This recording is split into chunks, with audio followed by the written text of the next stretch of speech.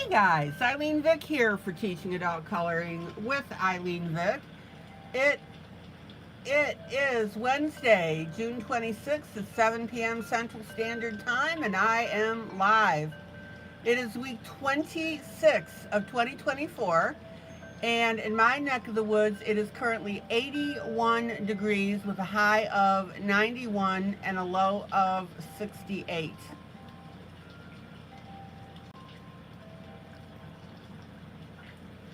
Welcome to my broadcast.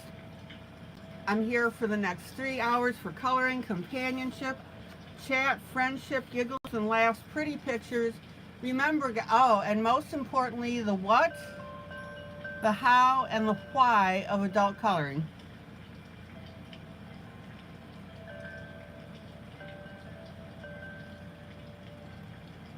Remember, guys, we are the emotional refuge,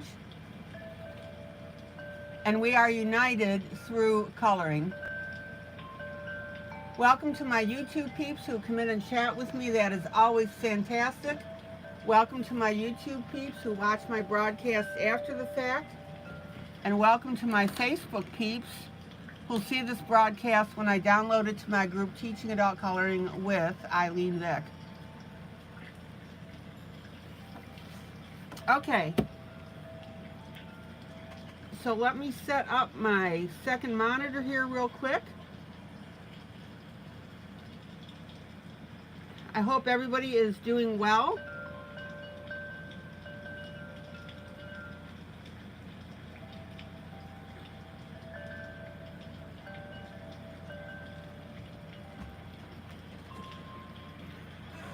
And as soon as I find the my power cord, we will be in good shape. Oh.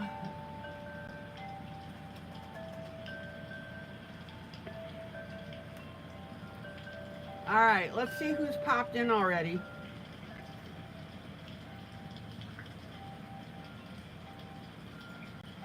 Oh, Mamie was number one. Mamie.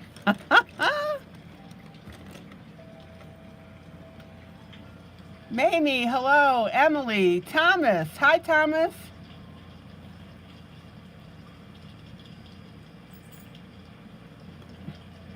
Carmen, hello. Jolly Sin, good to see you, Jolly. Julie, hello.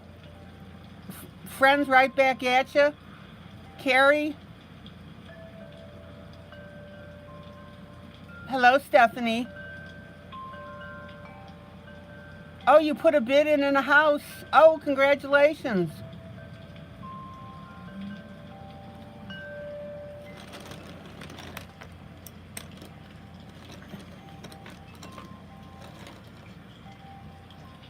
You'll have to let us know if and when you get it. Hello, Linda. The three amigos are here. Uno, dos, tres. Hello, Linda, Michelle. Hi, Michelle. Hi, Wally.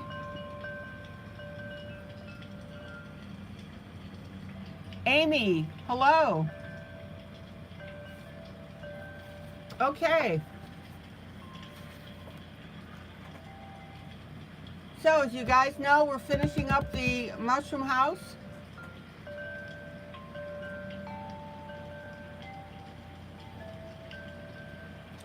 So, that means that we're going to have a new image. This is from Hobo Life Jubilee.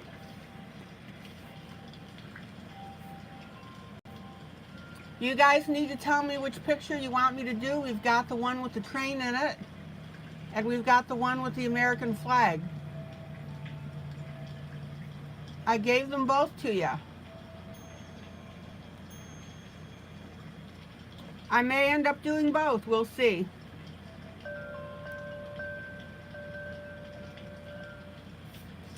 And then I'll be finishing up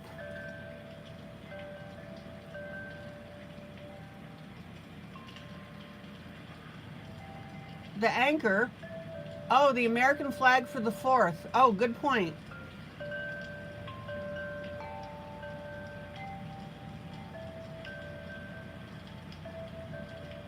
Hello, Darla.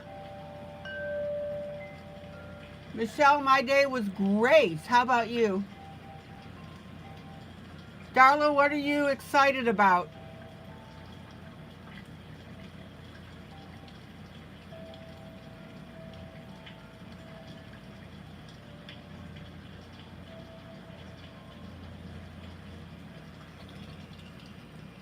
Oh, Linda, you got your hobo book today. Good. Oh, Locket Todd. Hi, Locket.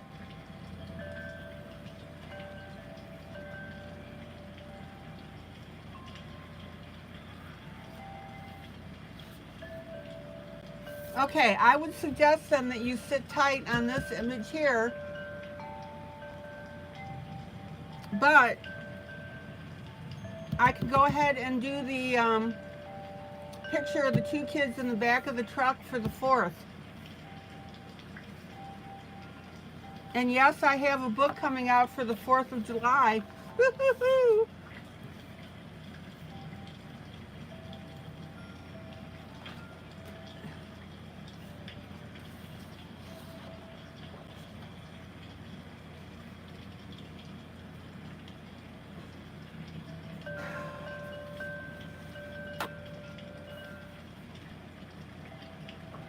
All right, guys, I see a lot of you are hitting that like button. Please do me a favor and hit it. There's 19 of you, 11 of hit the like. Would you guys please take a second and do that?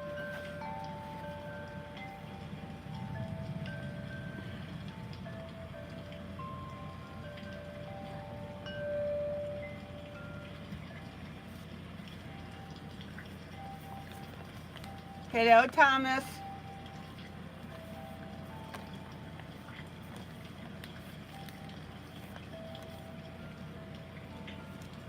Okay.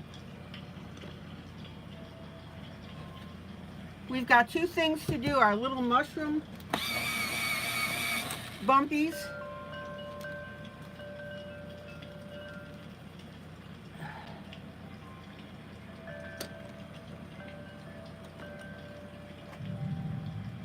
Oh boy, I'm hearing a lot of thunder. Sandy. Hi, Sandy.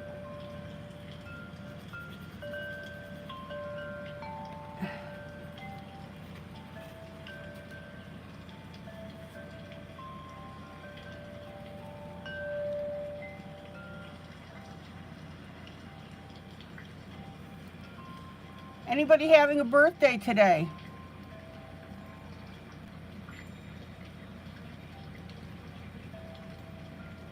Oh yeah, I'm even getting weather. Oh, you heard the thunder? Really? I'm getting weather alerts.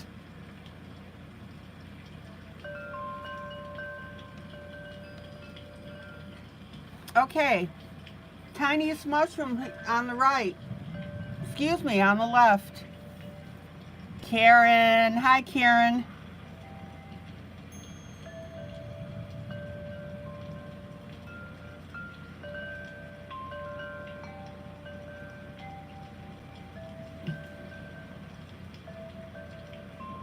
Now, I'm going to take my Payne's Gray.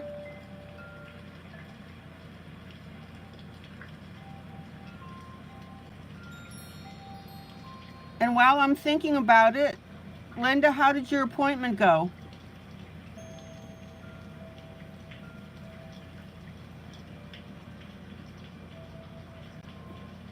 And we're going to put that shading around our little mushroom bumpies.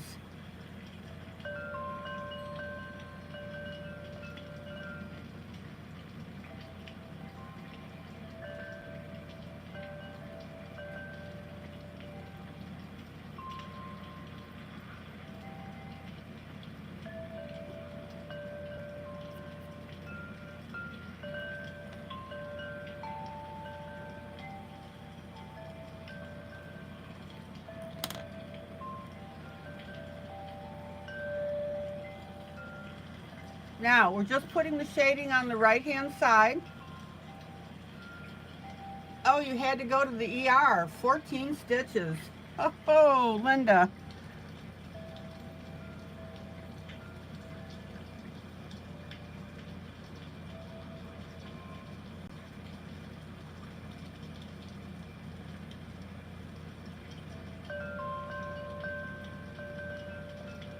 Well, Linda, hopefully you aren't in any pain right now.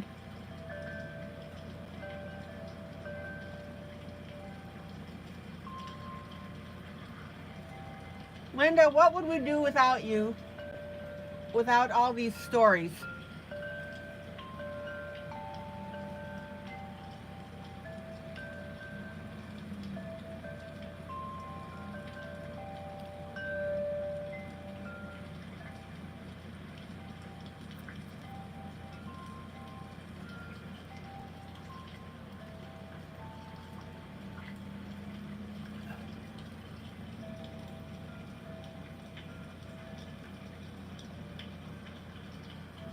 Okay, and then I'm going to take my eraser, and we're just going to add a little bit of highlight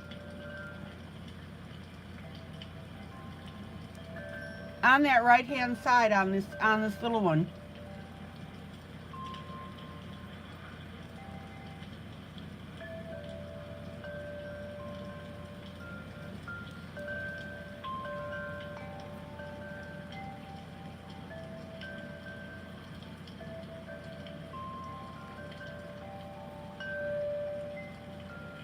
Linda, are you in any pain?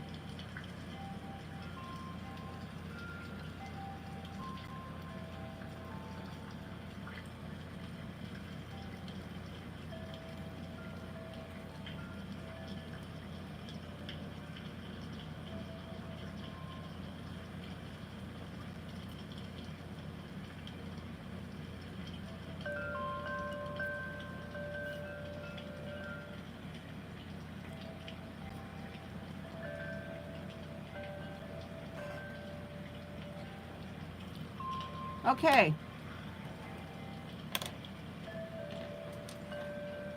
So you've got your Payne's gray, and we've got a lighter gold. Yeah, Linda sent me the picture. It looked like somebody had murdered you. Had been murdered in the bathroom.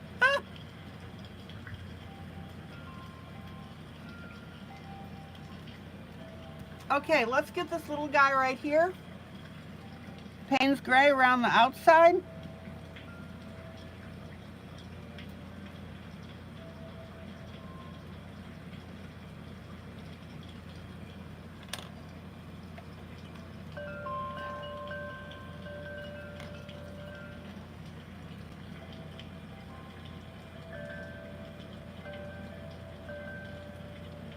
We'll get that little bit of gold in the center. And then, if you can reach it with your eraser, let's go ahead and put that little white light spot on the right-hand side.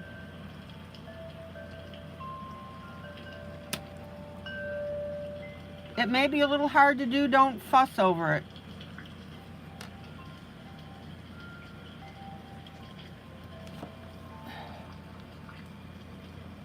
That's right, Carmen. When Linda does something, she really does it.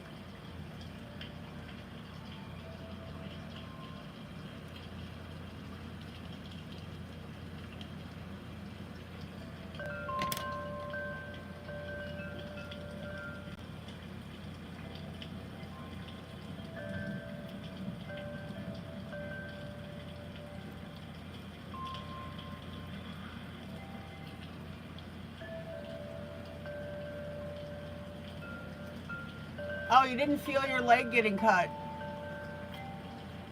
Well, I suppose that's a good thing.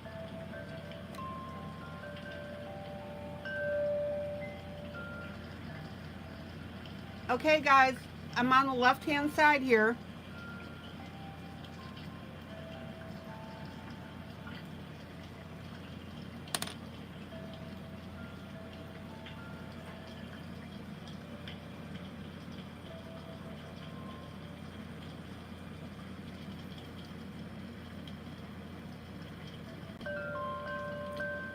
Now, notice how I'm coloring in these bumpies with my, all right, Emily, thank you.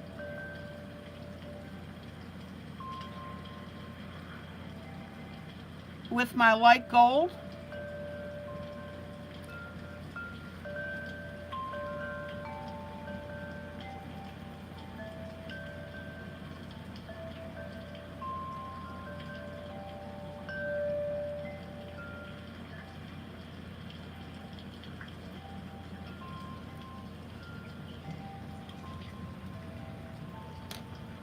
And then I'm going to come back in with my Payne's Gray.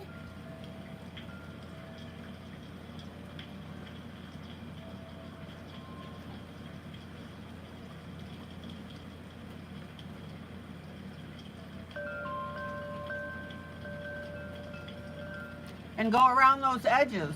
And as soon as I do that, we get a dimensional effect.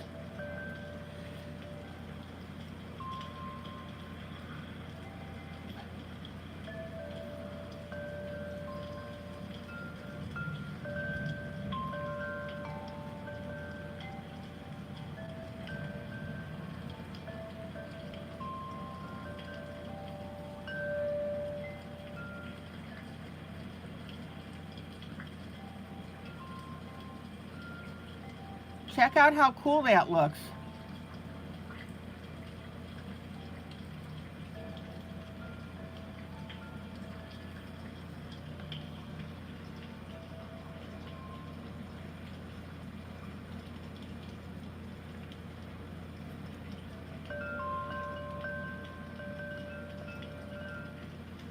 Okay, now, when you get into your darker areas on your mushroom, grab your Prismacolor black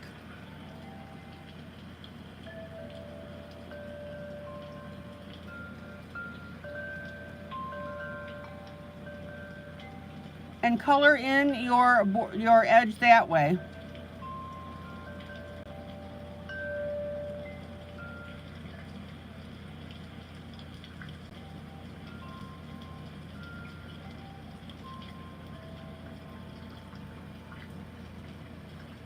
Which of course you'll see better when I stay on camera as normal.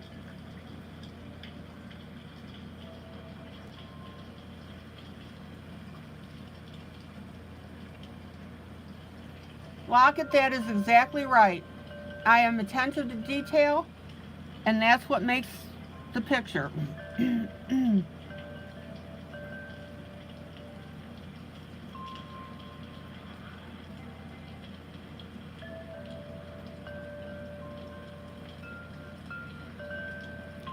If you aren't a detail person, this group may not be right for you.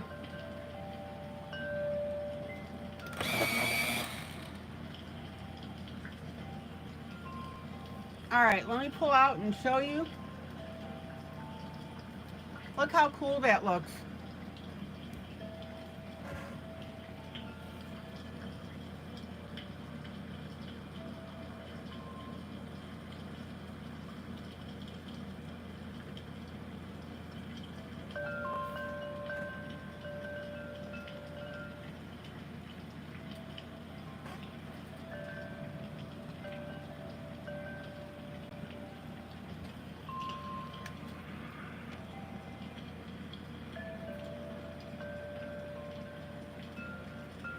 Who's coloring this with me tonight?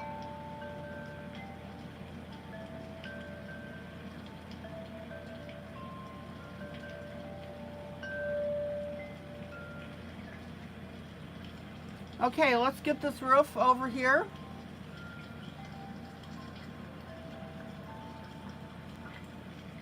Sandy, Amy, Jolly, Darla, great.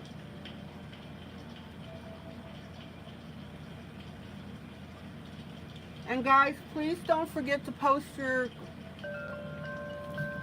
works in progress in the group. That's how I see how you're doing.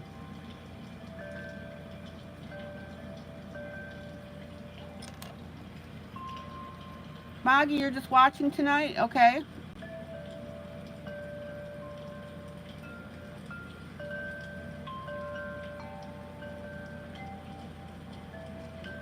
So let's color our little caps here. Again, I'm just using a simple goldish pencil.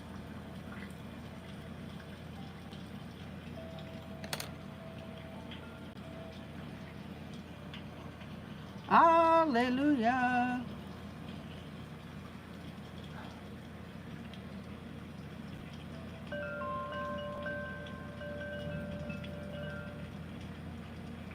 Notice how I'm carrying that darker color out to the right a little bit.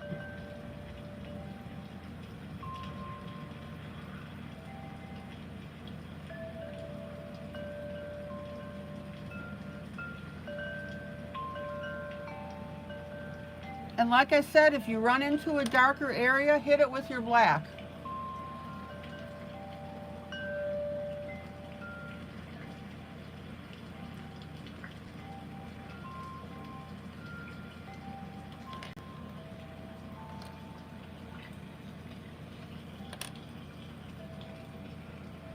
I've got a little light spot here.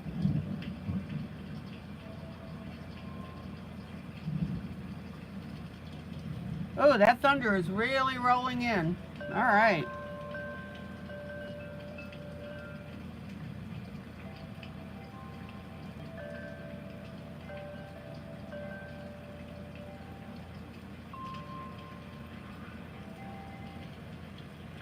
The good news is I didn't get a weather call, which means the storm is around me and not directly overhead. Really? You can hear those? Locket? That just amazes me. All right, now get your little spots right here. Emily, you're back. Mamie, you're just watching.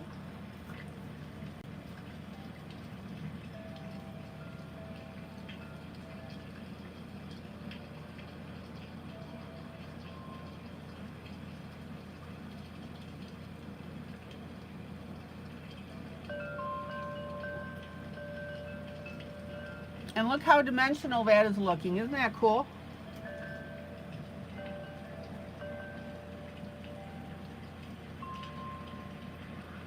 Now, Locket, you can hear very well, seeing not so much. Locket, did you ever decide to get one of those lamps that has the magnifier on it with the built-in light?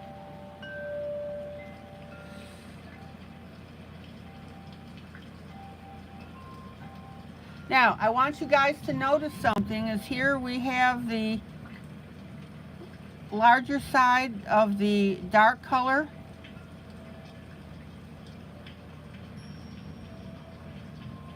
The wider area, and it's narrower around the rest of it.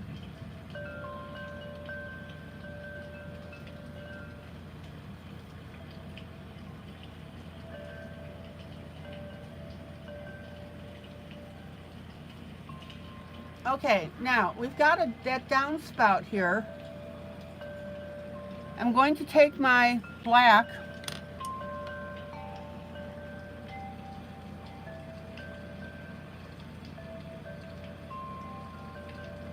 and I'm going to outline that a little.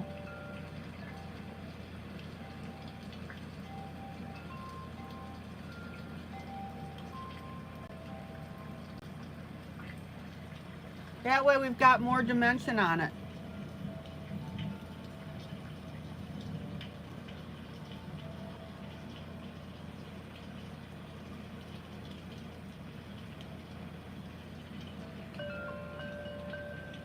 Hold on, guys, got to take care of something here. Let me pull out so you can see.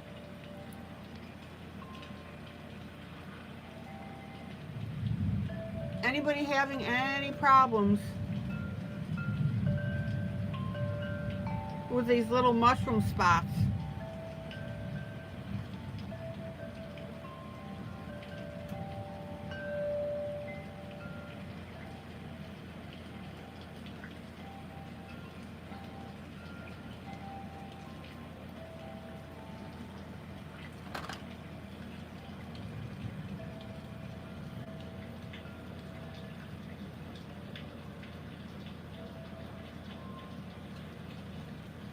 All right.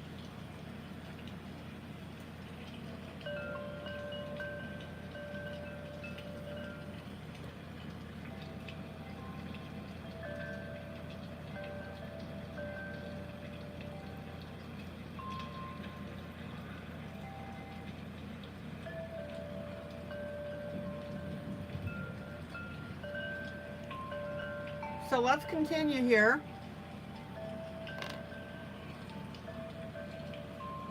our light gold.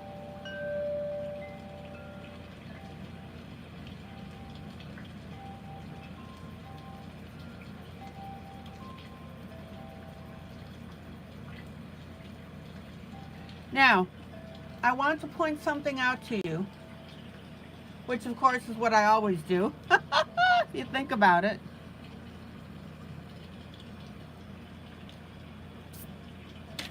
I want you to look at the difference between this mushroom and this mushroom. This mushroom, 98% of the people coloring this would just leave it like this, right?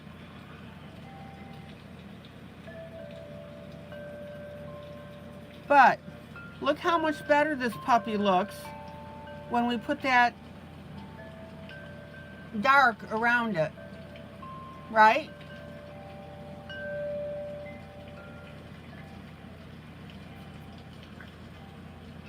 That's why in this coloring group we do what we do.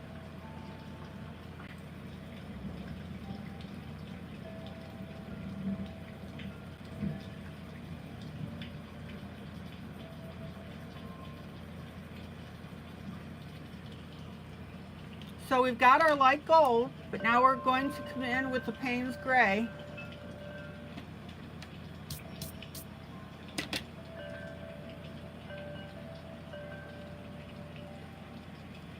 And we're going to make our little divots dimensional.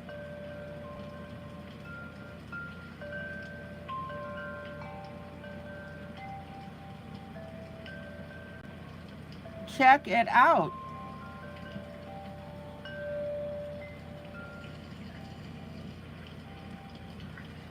So notice again how my darker area is expanded to the right, but right close up on the other side. And even on this teeny tiny spot right here, I'm doing the same thing.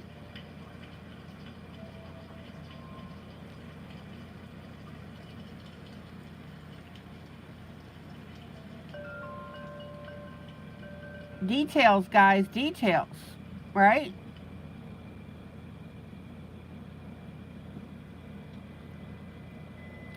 Now, you don't have to go all the way around your little mushroom spot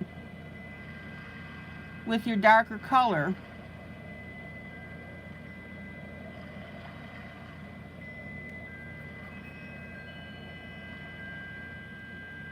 We just want to add that little smudge here of that dark, see?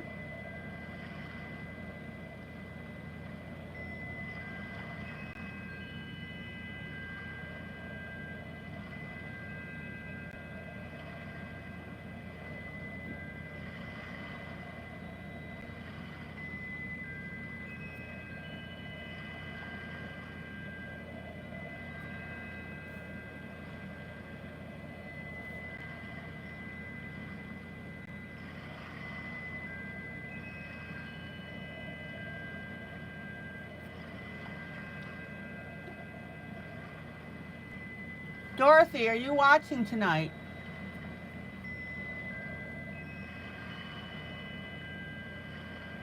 Guys, look what a difference it makes when we do these little tiny spots.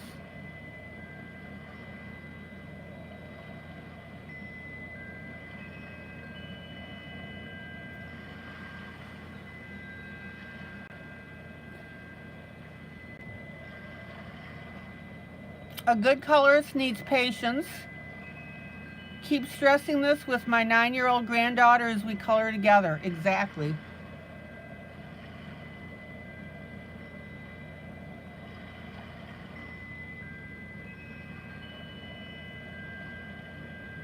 Guys, remember, when you're doing something like this, you're building a page, you're telling a story.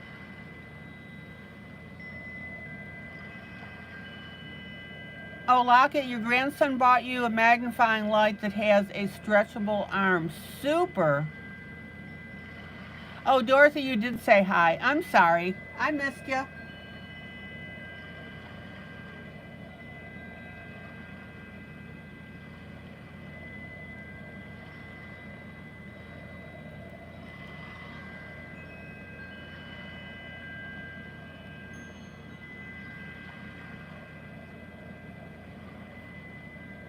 Look how these bumpies come up right before your eyes as I'm adding the shading around the outside.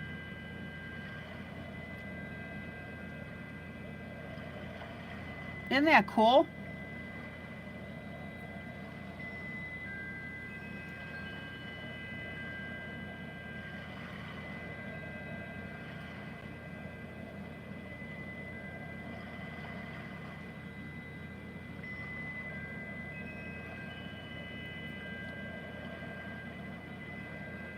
I've got two little tiny bumpies right here. See them? Even if you colored over them, don't worry about it.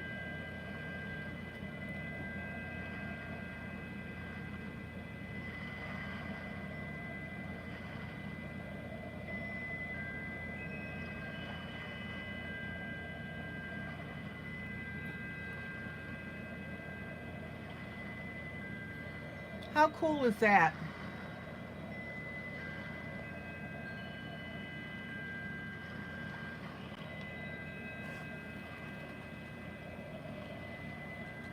Let me grab some water while I'm thinking of it here.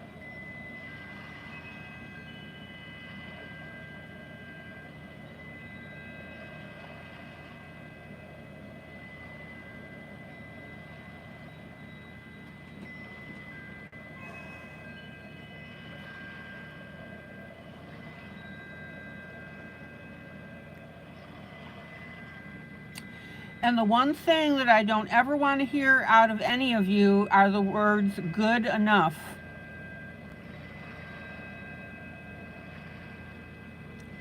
Either do your picture right or don't do it.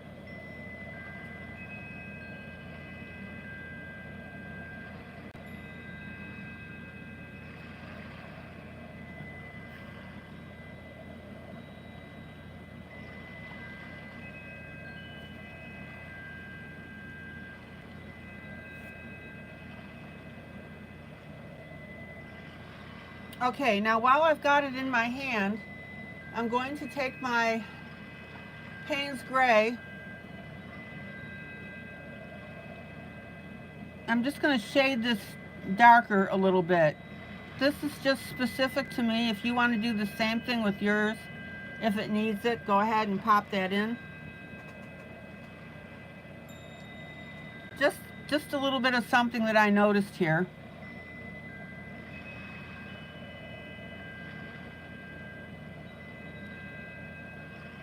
Okay.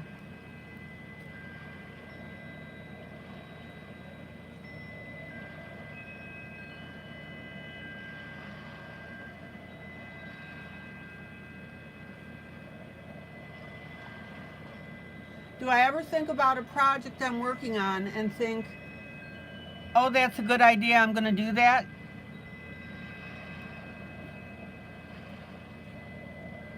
Carmen, I'm not quite sure I understand the question.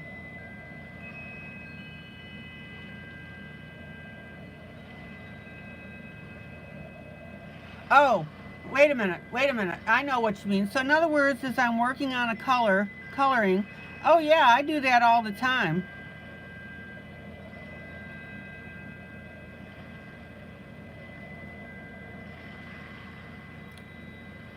I look at ways that I can make my piece unique. And as I'm going along, especially when I'm detailing, oh, when I'm off doing other things, well, yeah.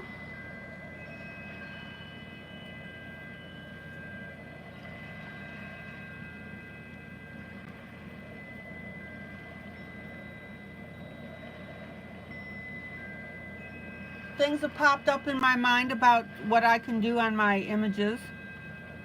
Sure.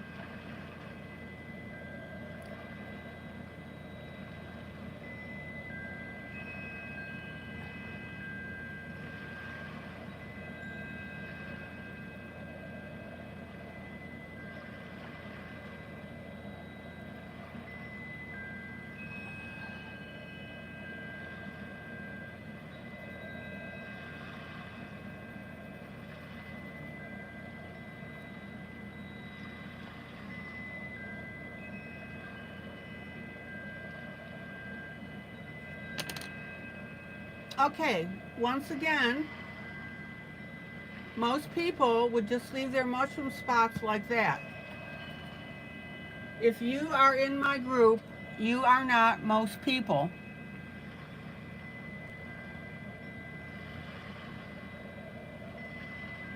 This right here is a good enough, right?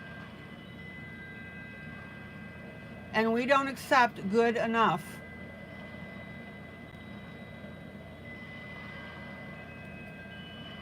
So now we're going to come in again with our Payne's Gray.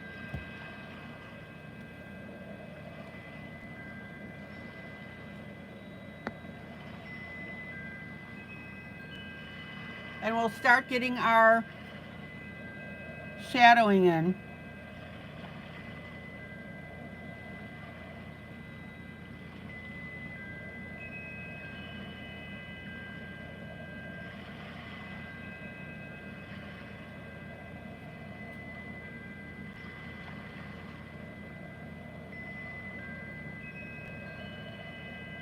And notice how I'm expanding that shadow around the outside,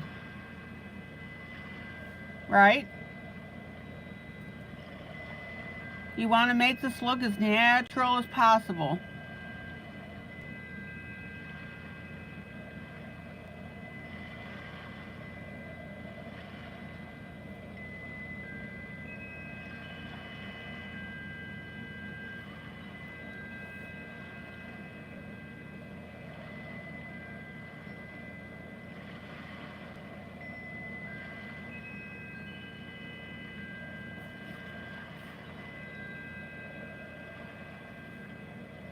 So we literally are taking a flat circle and we're making it look bumpy.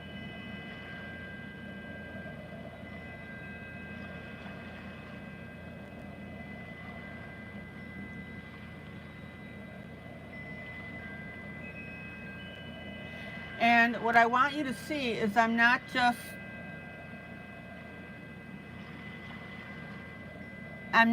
doing this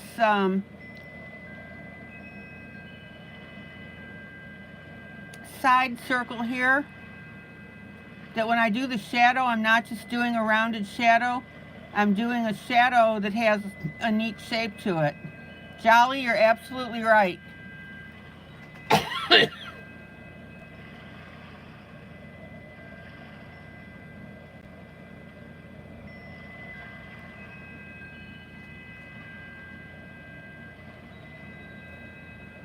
I'm always trying to figure out neat stuff to do for you guys.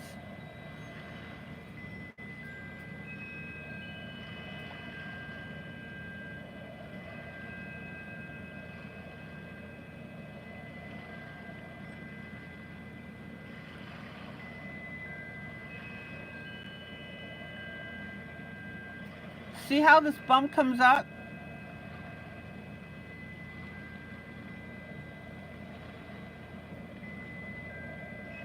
All right, we got a little light spot here.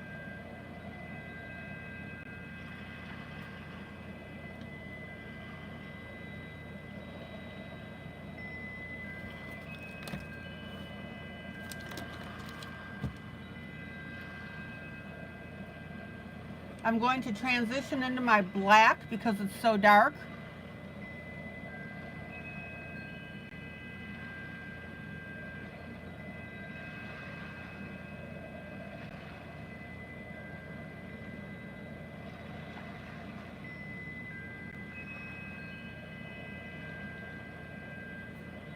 And again, check out how I'm expanding this dark area around this light area, and that's making a divot in the mushroom. See it?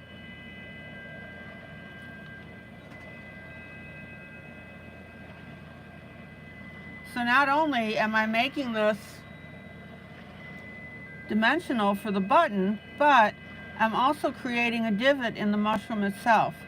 I'll pull out so you can see that effect.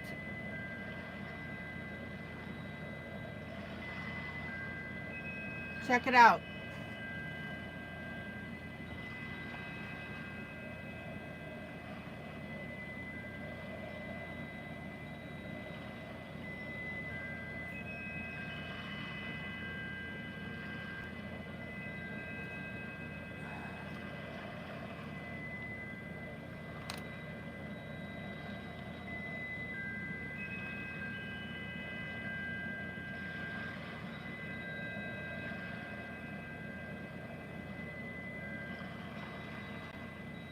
All right.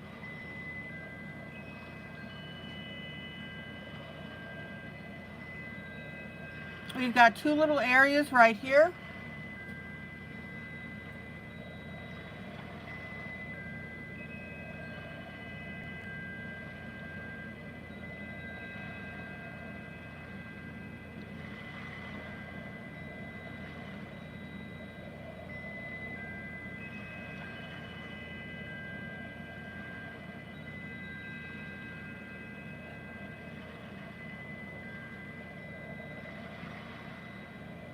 And another one right here.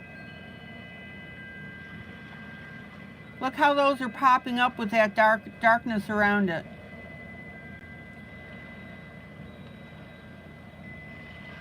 Did a little bit of a finger smudge as well.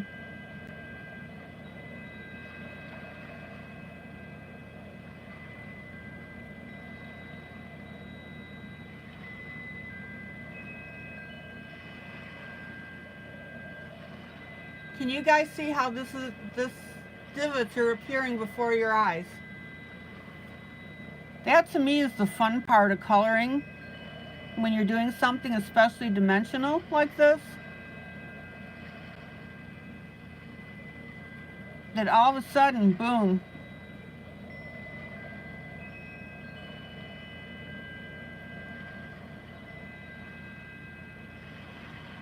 Okay, Linda, thank you.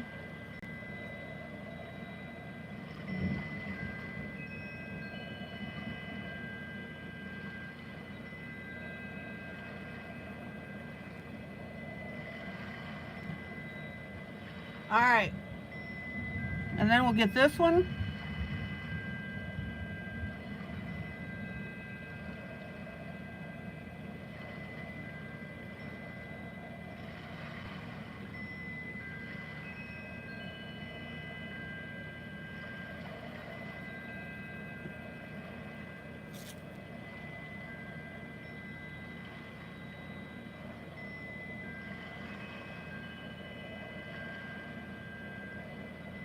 And then I've got one here on my biggest mushroom.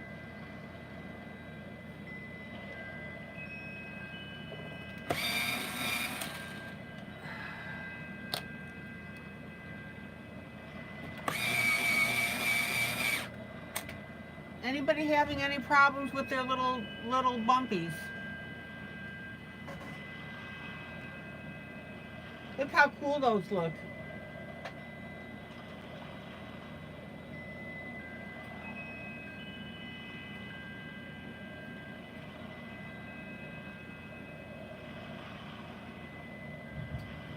Okay, Darla, thank you.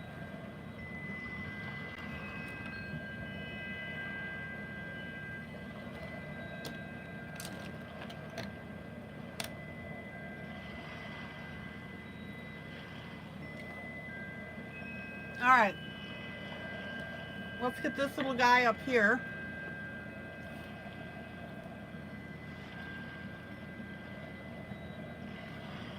We'll do our light gold.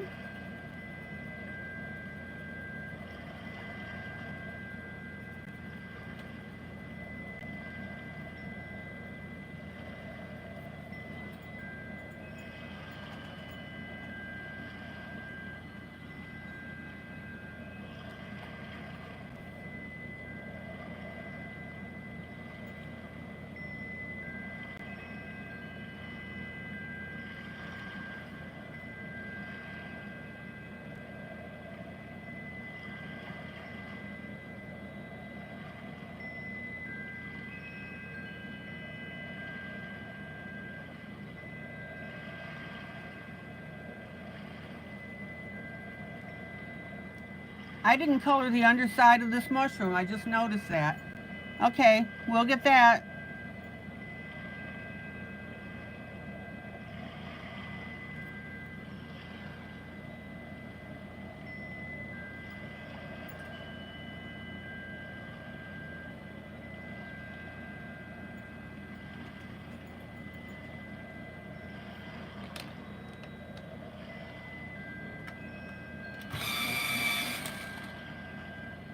Okay.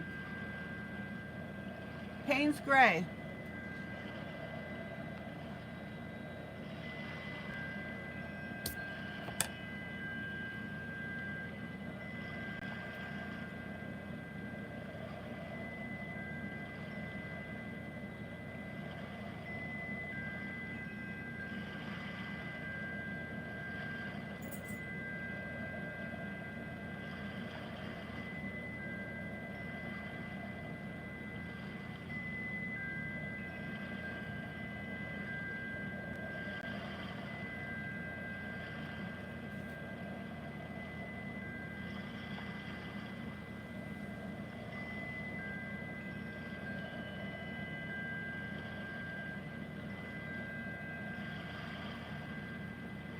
And again, check out how I'm bringing that darker color down.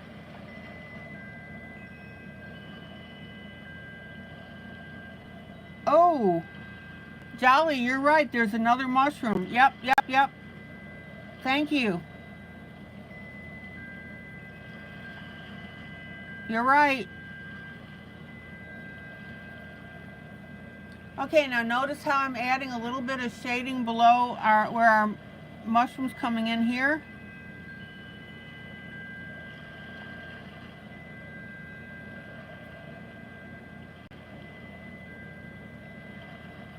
You guys remember when we did this area up here, we added extra flowers, extra grass, and grass up here. So we've got a little garden on top.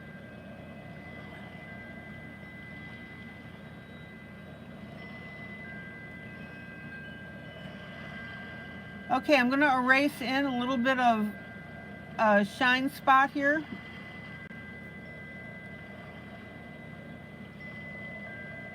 Because we've got a bigger bumpy.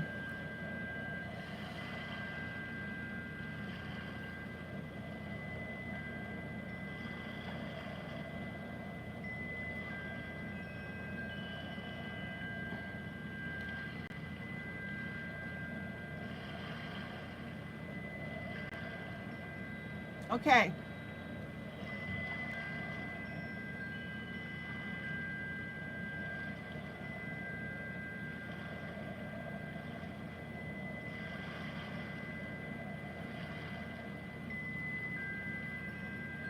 And just for anybody that's new, if you notice something that I missed, I always appreciate it when you say something.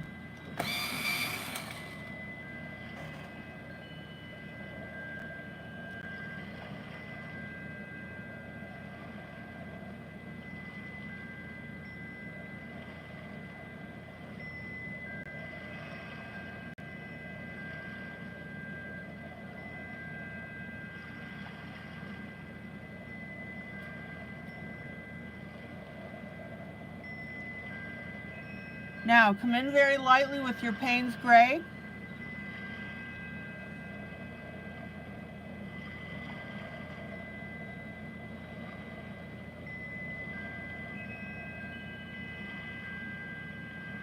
We're just adding a little bit of it around these spots, including that little one right there. I will be putting in a background.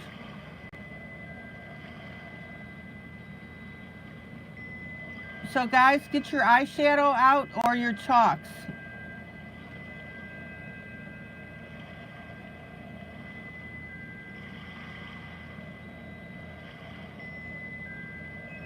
Now, again, if your Payne's Gray isn't cutting it because you're into a dark area, use black.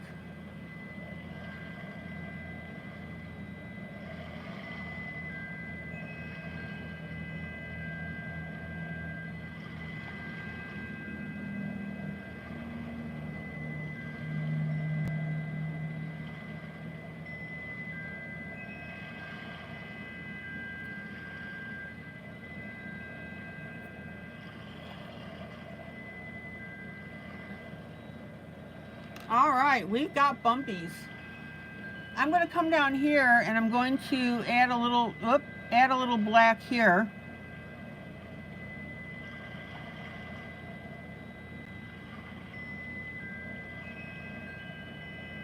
I just want to get a little more dimension right here.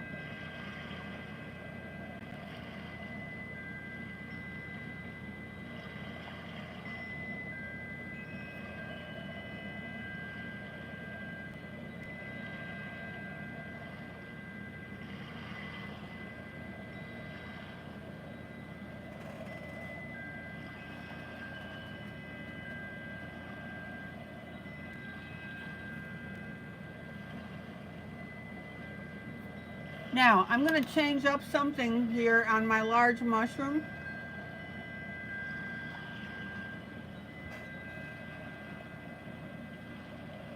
I went ahead and did this area in a reddish color, and I'm not thrilled with it.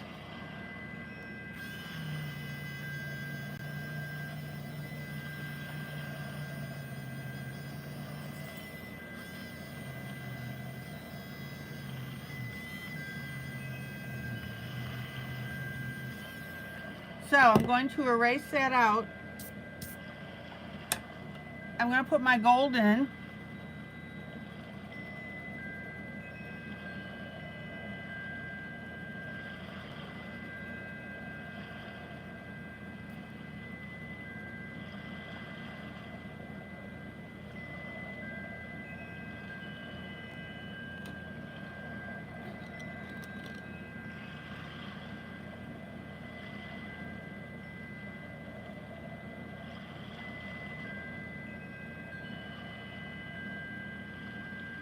Now, you don't have to change yours.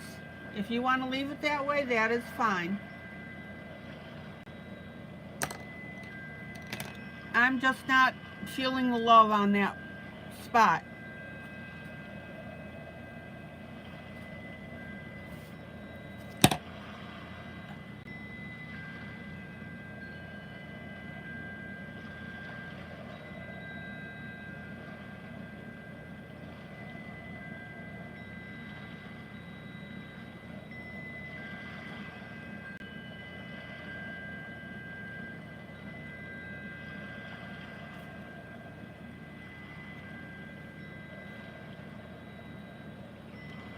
And then I'm going to erase in a little bit of a shine here.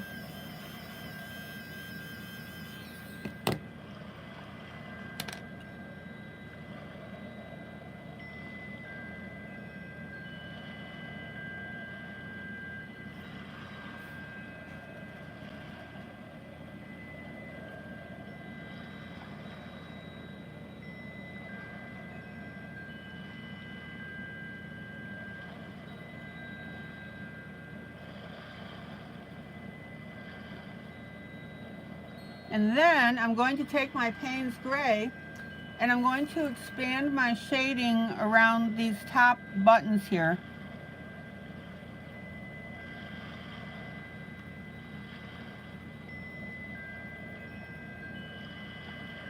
That's going to give us more dimension.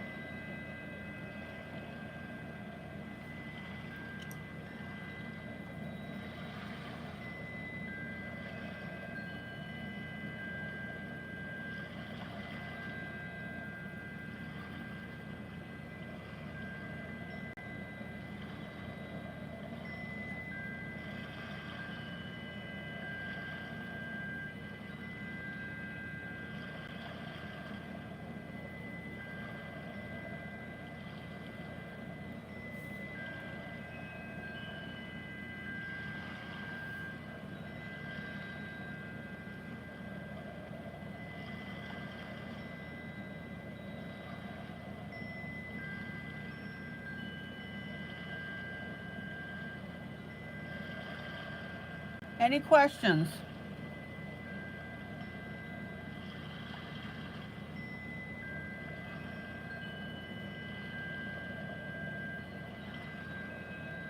Now, this button here, to me, looks funny with it going all the way over this edge.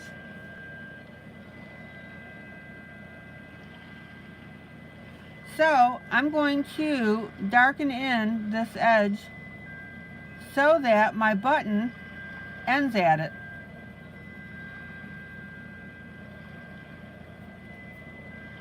And I like that a lot better.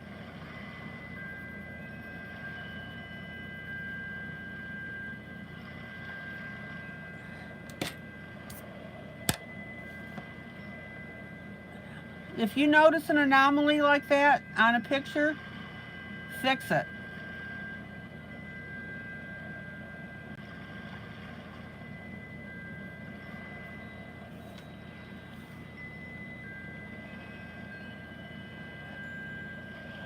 All right, let's pull out.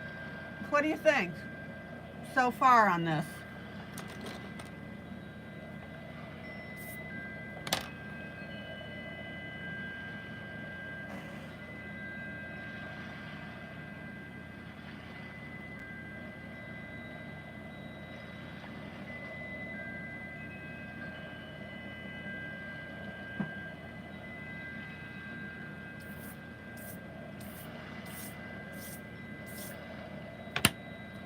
Okay, I've got 2 mushrooms that I didn't do the underside on.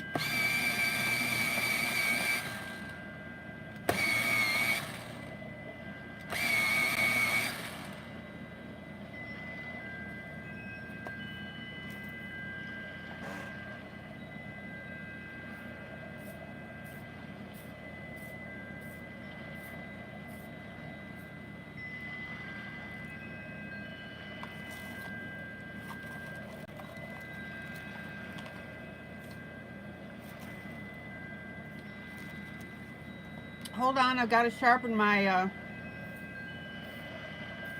gold pencil here.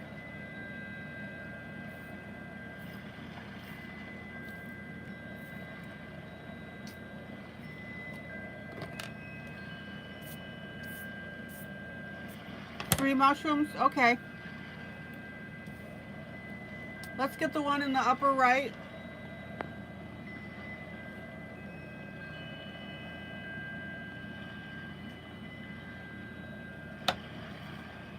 So I'm going to come in with my gold.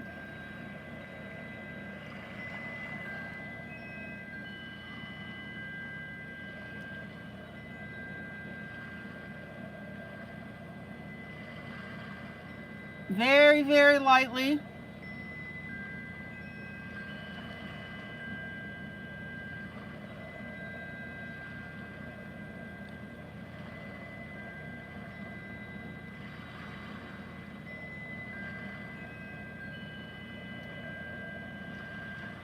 And then my darker brown.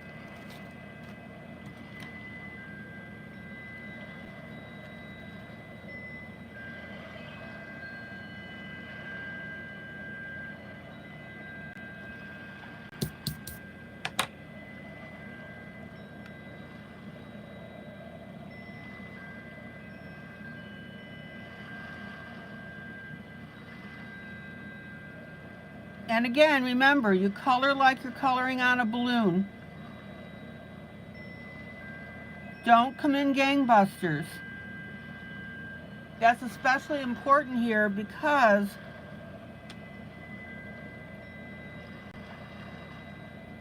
we need to constantly evaluate how dark we want this brown underneath.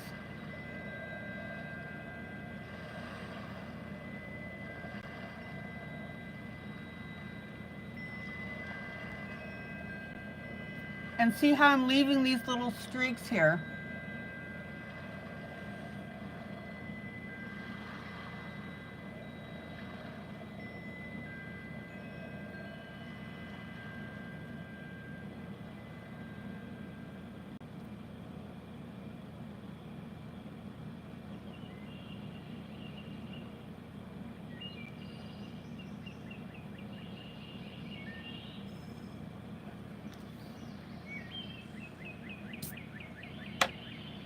Okay, I think we're good.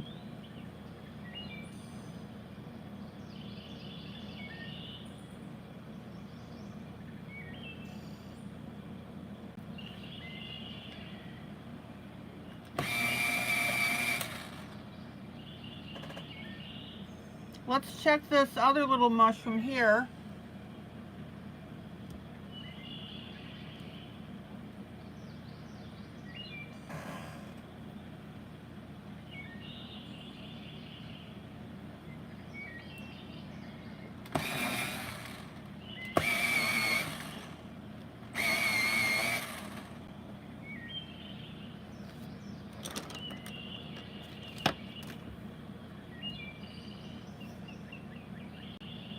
So we'll get that little bit of gold underneath.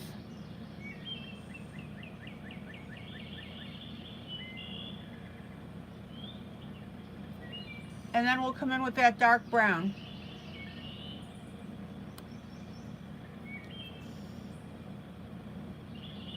Now, we don't have a heck of a lot of room here, so I'm just smudging in a little bit of dark brown.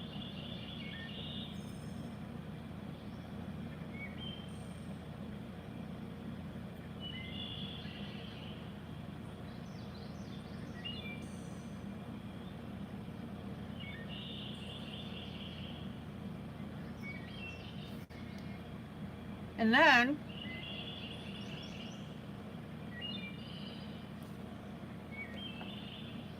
sorry, I bumped my page.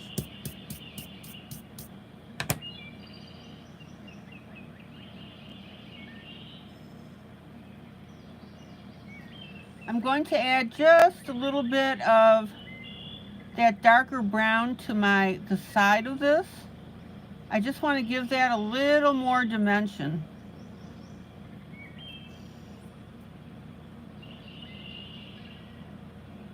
And again, guys, as you notice stuff like that, color it up.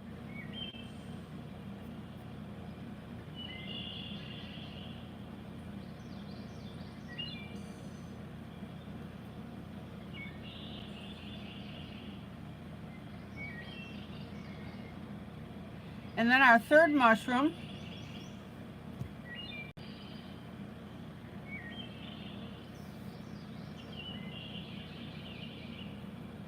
my base color of my light gold,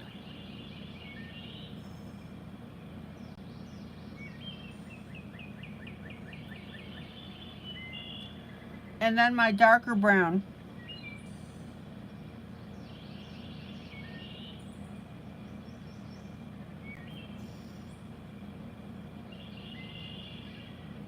And we can go ahead and add a little bit of that webbing look. See?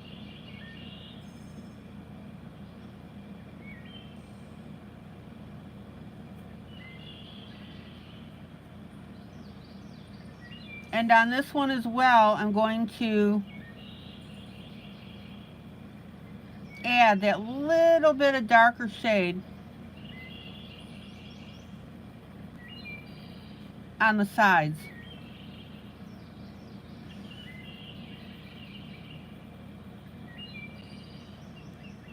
Let me pull out.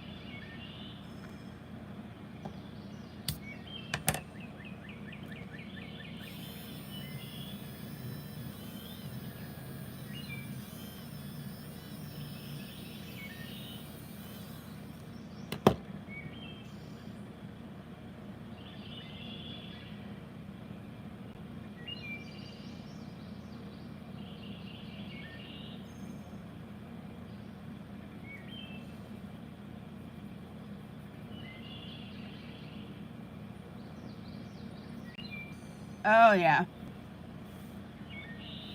And again, Jolly, thanks for pointing that out.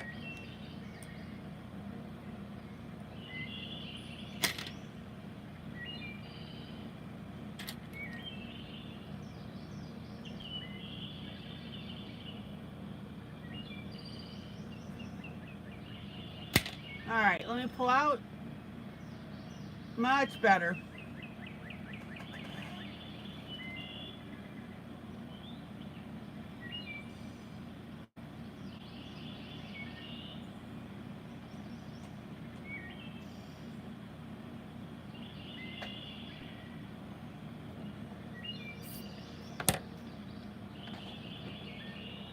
Guys, pat yourself on the back if you've gotten this far with your piece. I love our little turtle here.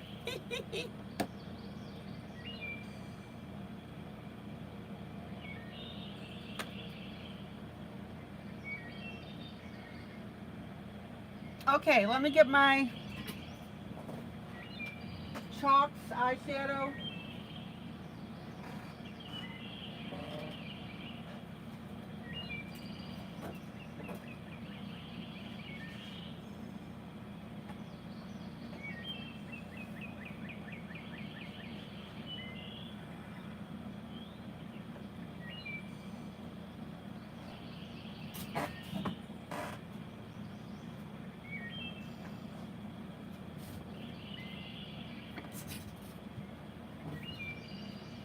questions, comments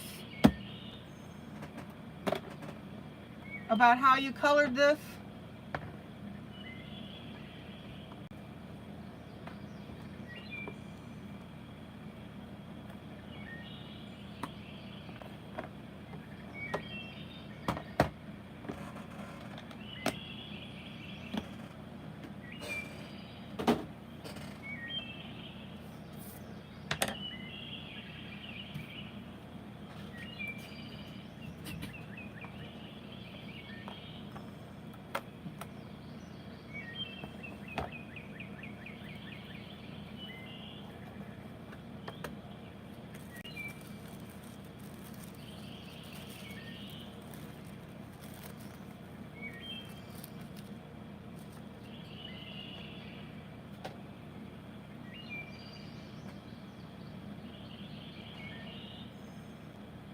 Okay.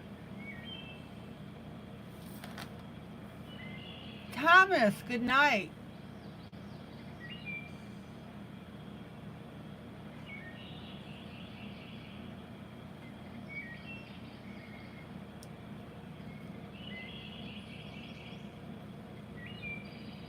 Now I'm going to take my eraser and just clean up a little bit.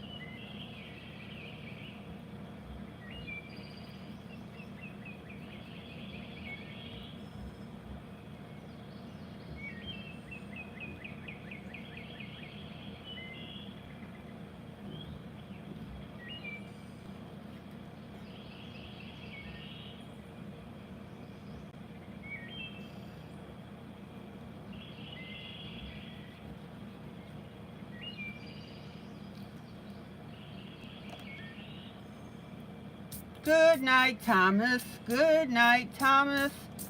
Good night, Thomas. So glad you were with us tonight.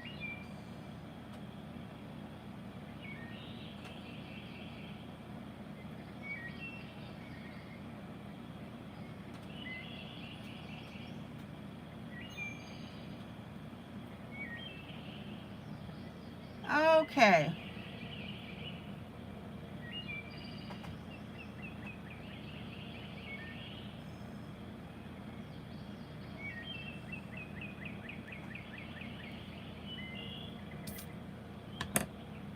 So I'm debating between putting a light tan on here, but I think I'm going to go with a light blue to start this out. Paper towel.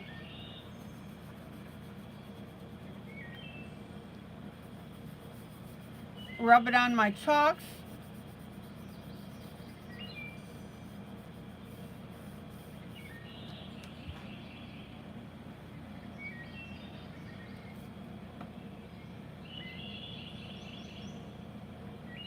Emily, are you going? Oh, Emily, okay. Good night, Emily.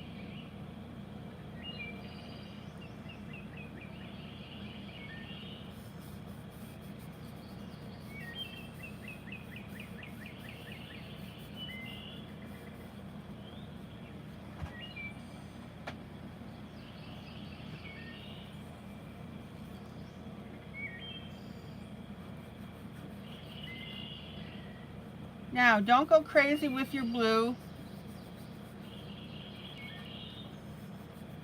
You just want a light color.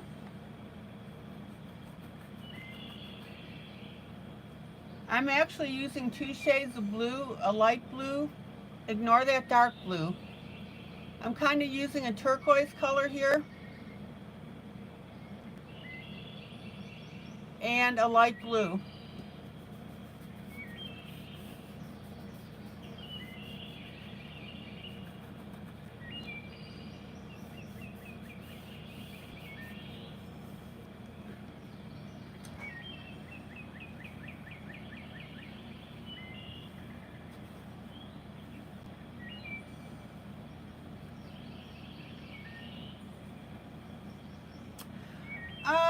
Sandy, it should work with oil pastels. You just have to be very light-handed with it.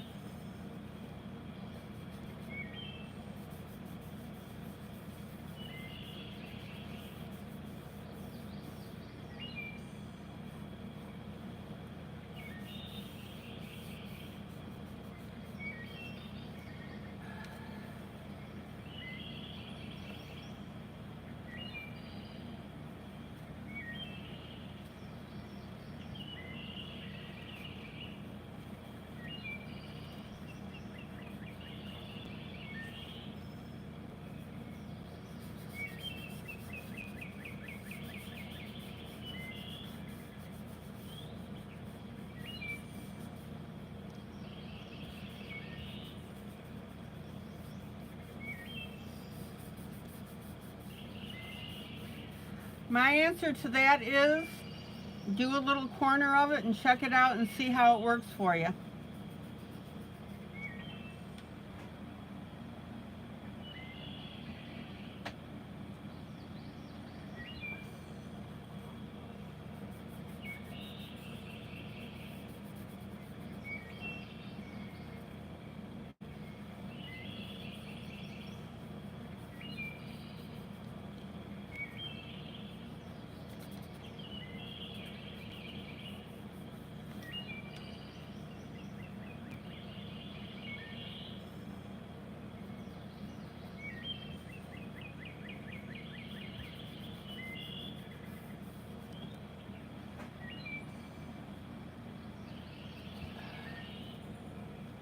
I am using my Faber-Castell chalks.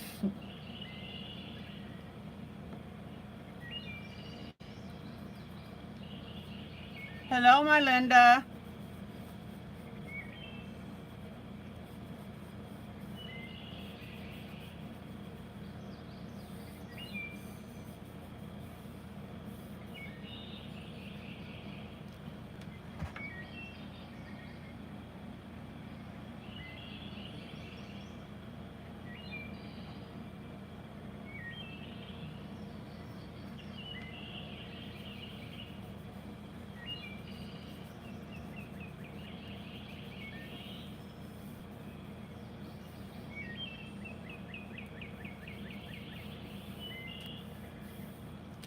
Okay.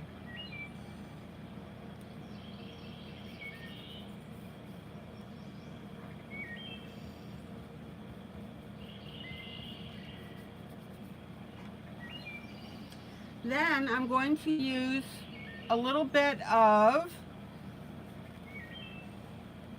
my light gray. I'm going to emphasize the clouds.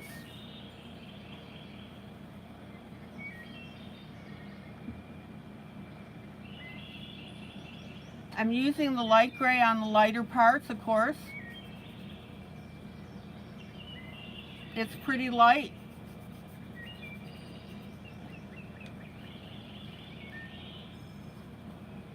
And yes, in my teaching we do gray on gray.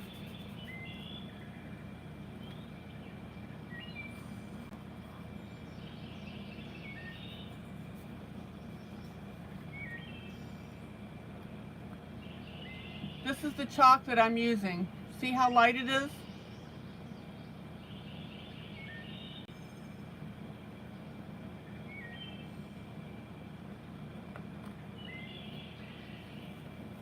And the thunder has stopped. Yay!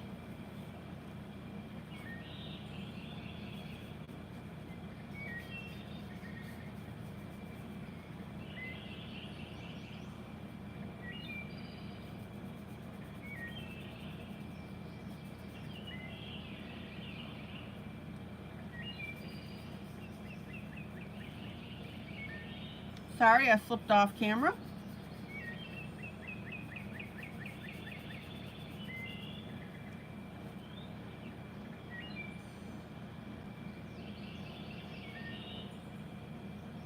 Oh, Lockett, sorry to hear that. Back again, power keeps going out, probably due to being so hot here in North Carolina. Ooh.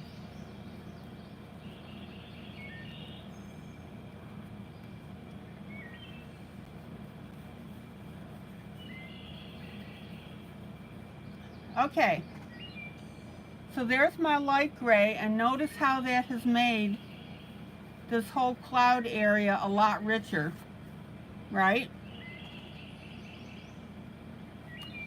Then I'm going to come in with a darker gray, and I'm going to hit my darker clouds with it.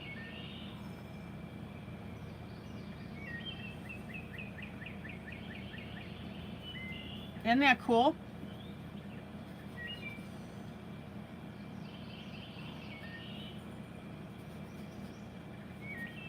Now you want to be spotty with that. Don't wipe out the light gray that you just put in.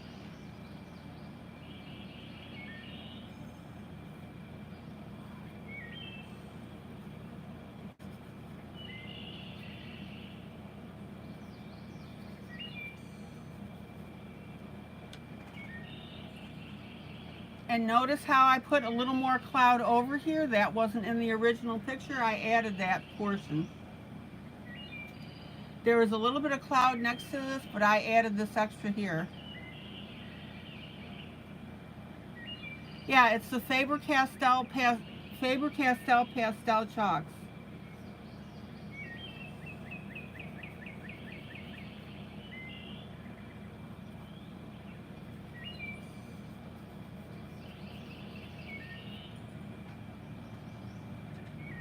And look how beautiful that sky's looking.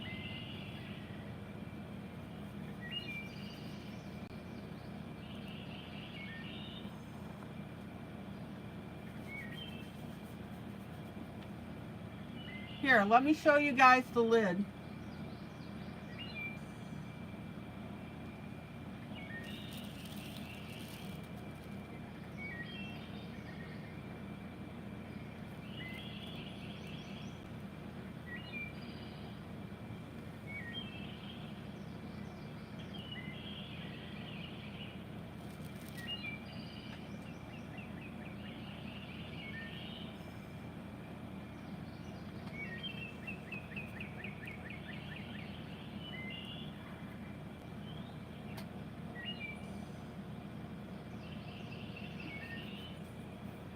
Now, my printer does not print all the way out to the edge.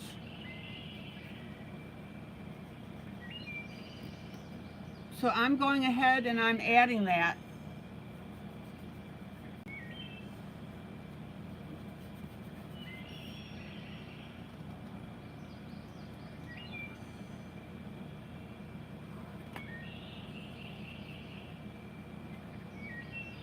And I'm going to add a little bit of cloud down here.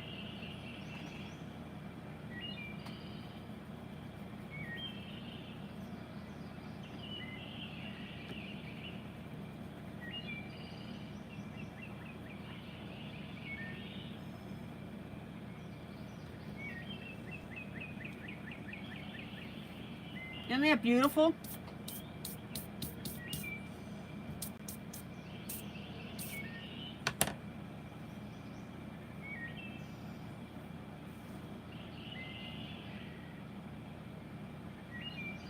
Now, I'm going to take some of my green chalk, and this is just specific to me because I don't have that border, or because I do have that border. I'm going to bring my green out to that edge.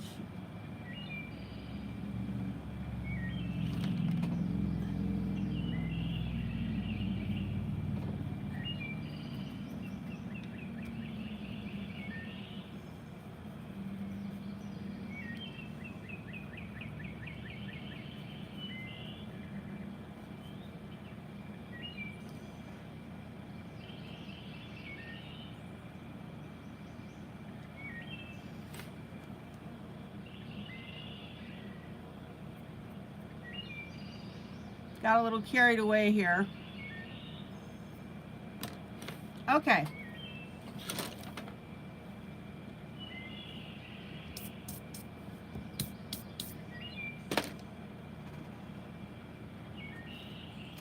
And then,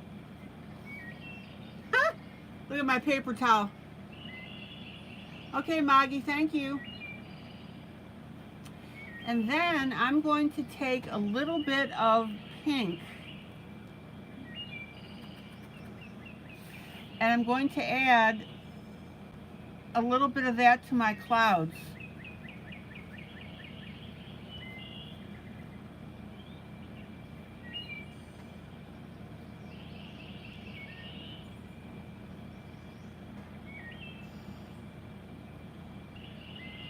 It's just very subtle. You don't want to add a lot to it, and you want to make sure that it's blended in. Isn't that cool?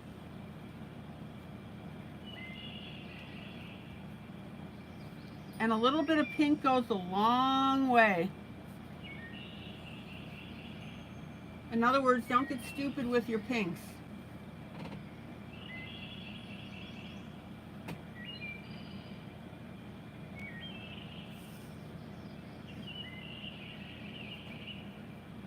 See how I'm just smudging a little bit on that right hand side?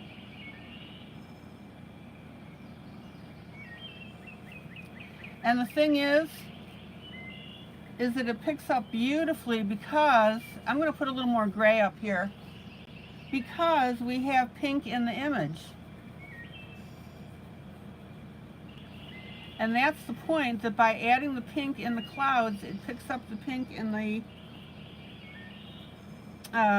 lower part of the picture.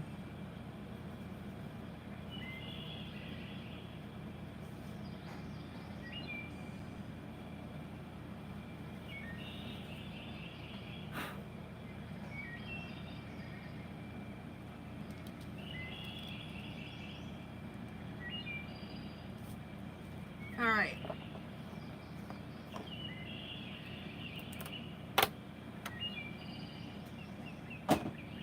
What's my last step on this piece?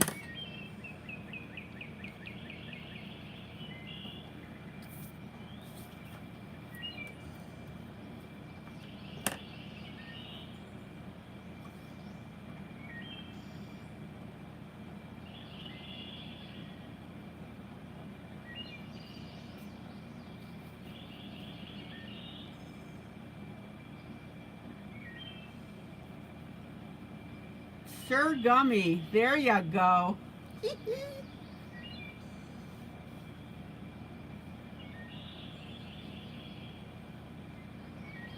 I have got to get gummy erasers. Add gummy erasers to my Amazon shopping list. Okay, I've added gummy erasers to the Amazon shopping list. I absolutely do use Fix Stiff.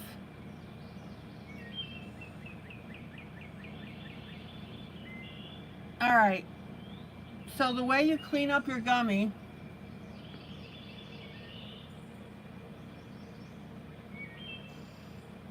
is we just stretch it out and it cleans it up. Now, why do I use the gummy eraser? Somebody explain so that for anybody watching, they don't go, why do we do that?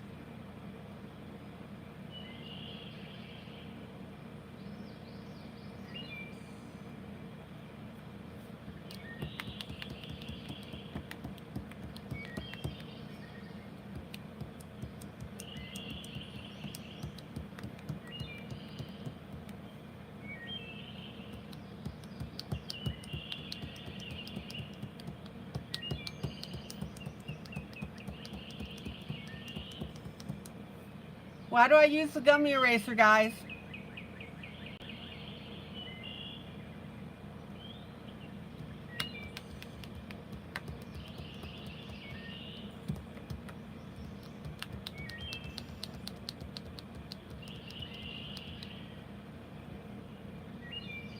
That's right, Mamie, to remove the chalk from where I don't want it. So in other words, I'm putting in this chalk, especially like where these flowers are here. When I used my paper towel, it got on top of that purple.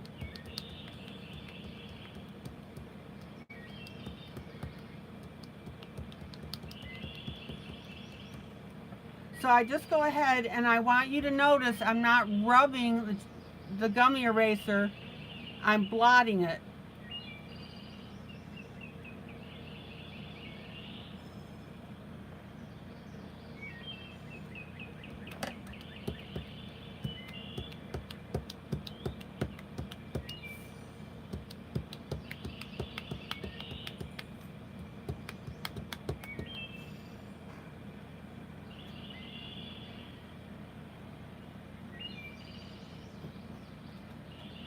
And then of course in between I'm stretching out my gummy here.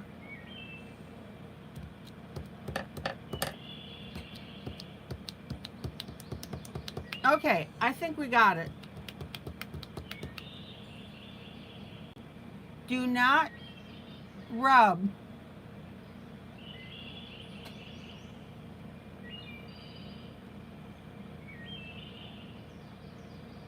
Oh, Maggie, Allie had to tell you guys about her day and update how Russ is doing. Cool. Do I do all my skies in chalk? Um, I've used, yeah, chalk, eyeshadow. Don't forget, you can use eyeshadow, same thing.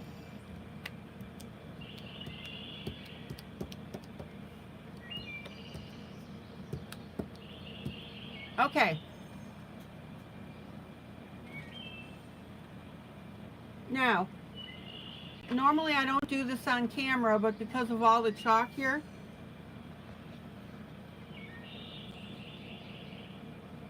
oh, Stephanie, that's funny. You use your kneaded eraser as a stress ball all the time. Oh, you guys. Okay, so this is the fixative that I'm using. Number 1306 is what I recommend.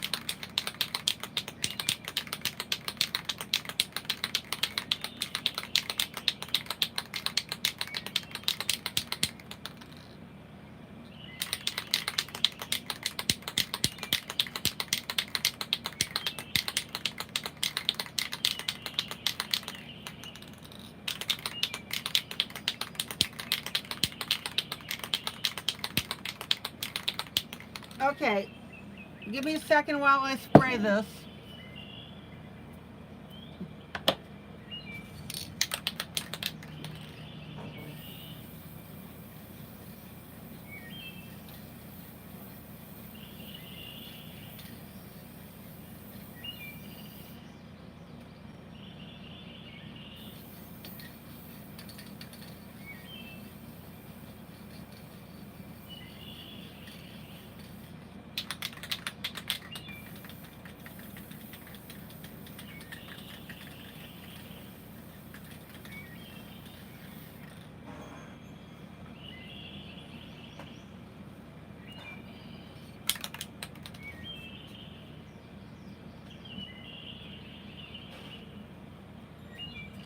And when that dries, if you use fixative, can you put it behind glass? Yeah, you can.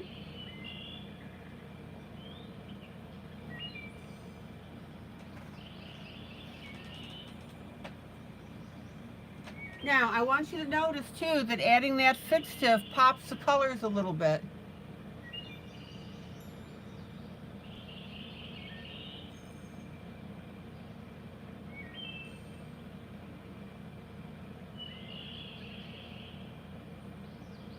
Oh, Victoria, welcome.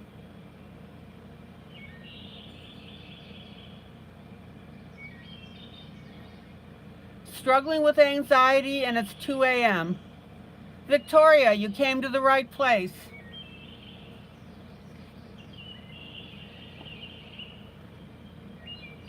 Sit back, relax.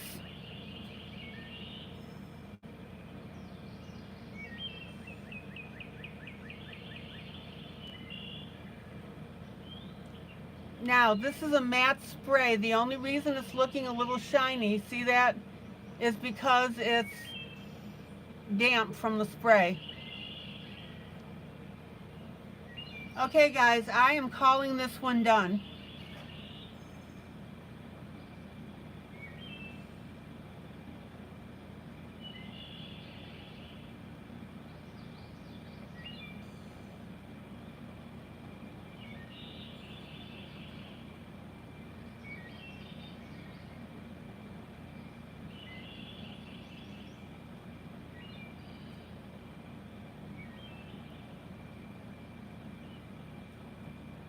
Well, Victoria, like I said, you've come to the right place. You can watch the pretty pictures.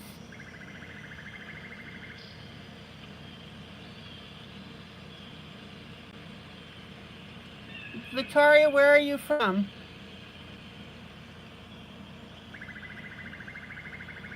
The can, the spraying distance, the instructions on the can.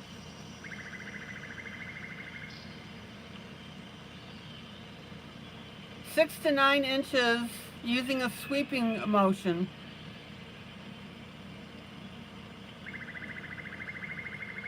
Dries in 10 to 15 minutes, handle after 1 hour.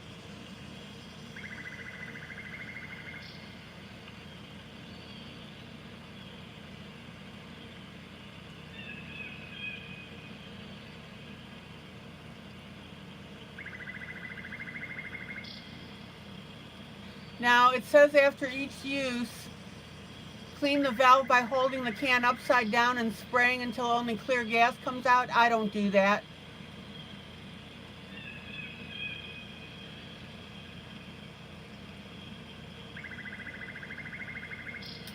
Yeah, I figured Victoria was from the UK.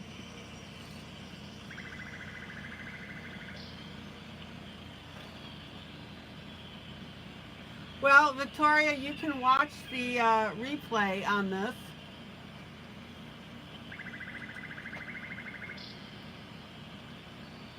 All right, I am calling this one done. Now, even with this little metal charm that we added of our turtle, I sprayed right over that.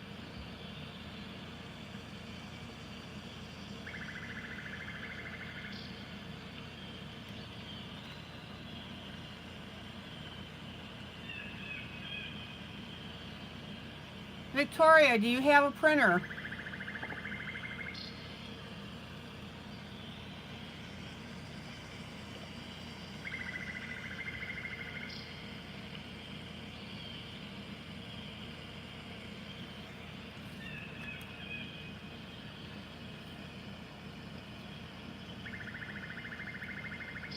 Jay, the reason that's a different color is because my printer is not edge-to-edge printer. So what I'm going to do off camera is I'm going to blend that more. My printer only prints right up to that spot right here. Okay, Victoria, anything that I color here, we can do as a buddy coloring. Maggie, are you here?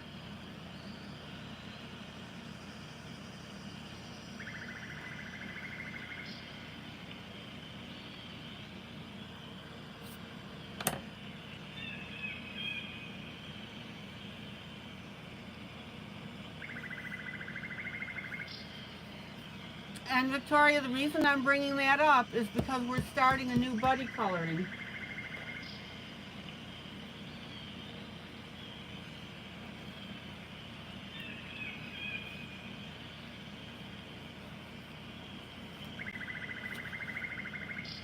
This is from my book, Hobo Life Jubilee, and I give away pictures for people to buddy color with me. Maggie, will you please go into the group and copy the link to the buddy coloring for the hobo pictures and the mushroom? I'll tell you what, let's do it this way. Maggie, will you do the hobo? Mamie, will you please go in and find the buddy color for the mushroom house and put that link in?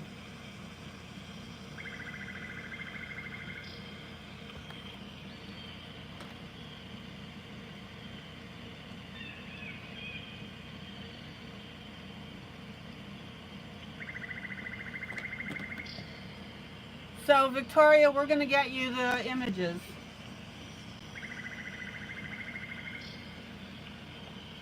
Okay, newest book, Hobo Life Jubilee. I'm going to do this one for the 4th of July. Thank you, Mamie.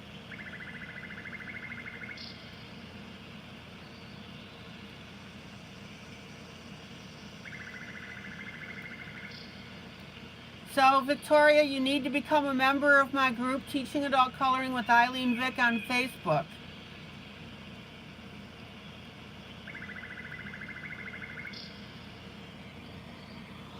And that way you can start doing these colorings with us. Oh, you're already in the group. Okay.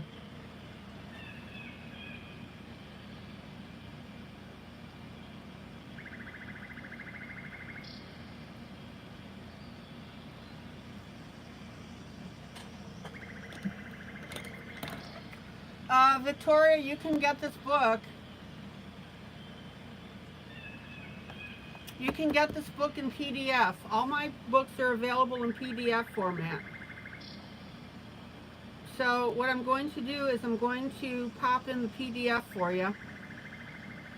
I'm sorry, not the PDF, the Amazon link. Thank you, Maggie.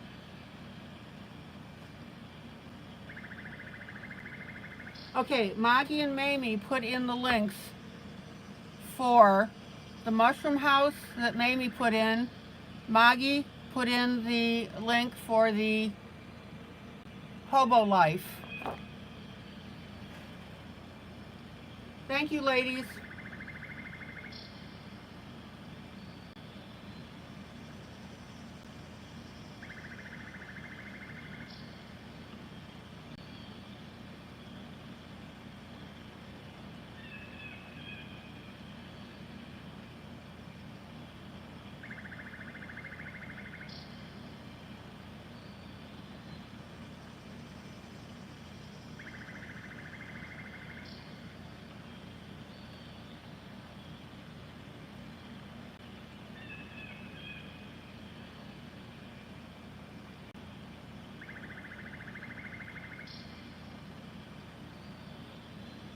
Okay, there's the link to the book if anybody wants the book.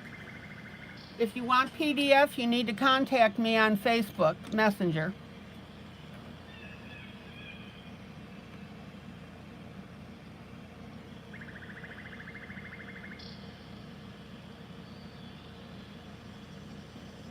Yeah, Victoria, you can do this, of course, on your own time. I understand that you can't join the lives all the time.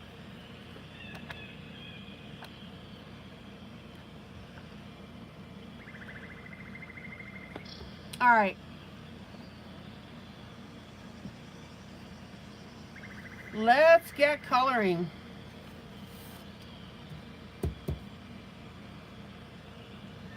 Maggie, thank you so much. Mamie, thank you, thank you, thank you.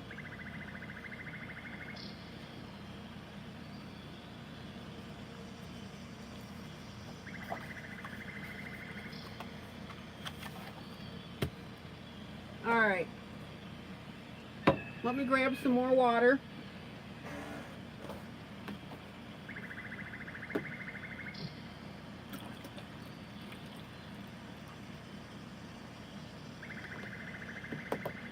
Victoria, where in the UK do you live?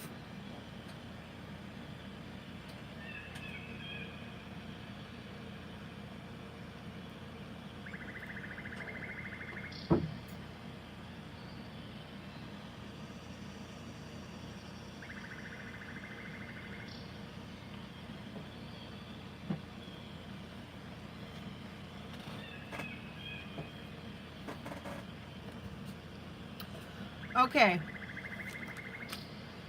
I'm going to start on the flag.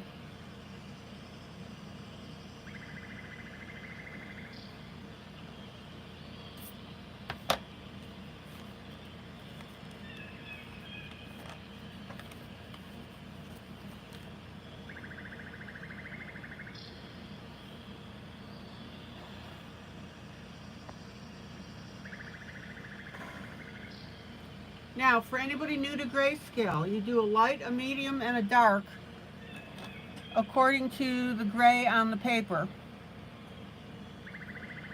So we're going to start on the stripes.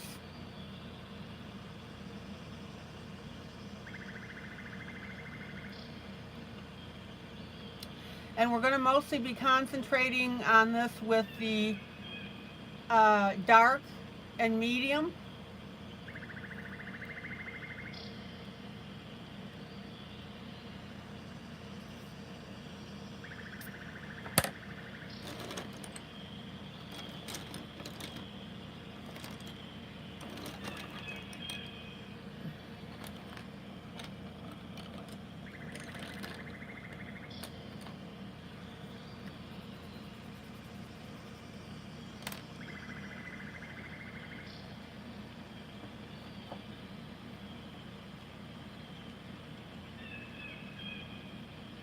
And what I'm going to do is I'm going to use a water-based marker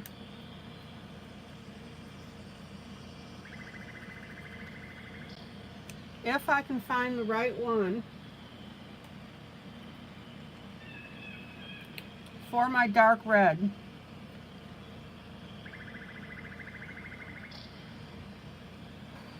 If you don't have water-based markers, go ahead and just use a dark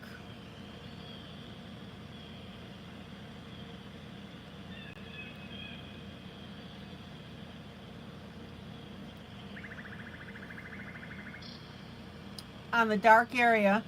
Stephanie, I'm probably going to have to watch the next few pictures on Facebook, okay, or YouTube.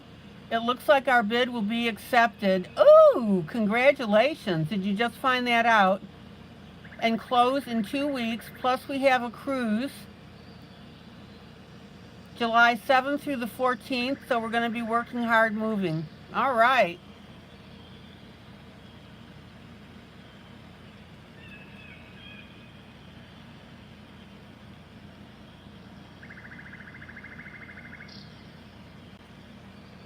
Okay.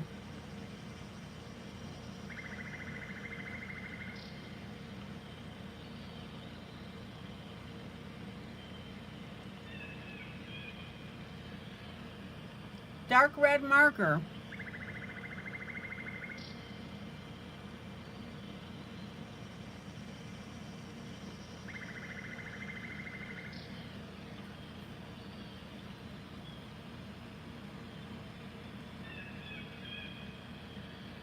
If you're not comfortable with your markers getting in these teeny tiny spaces, use a pencil.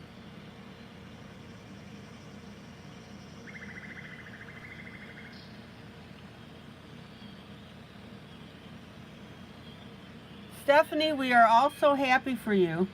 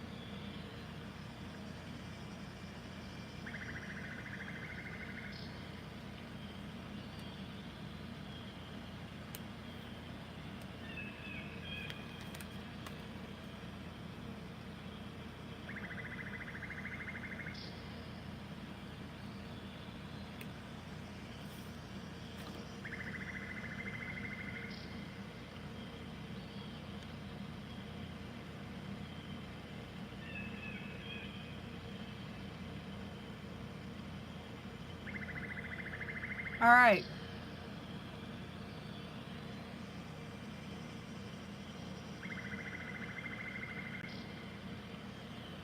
There's my dark red.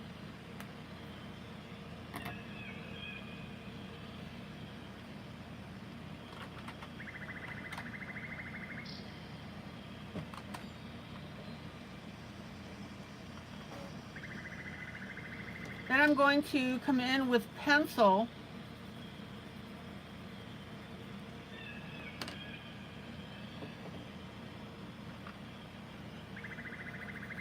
and that red is going to be slightly lighter.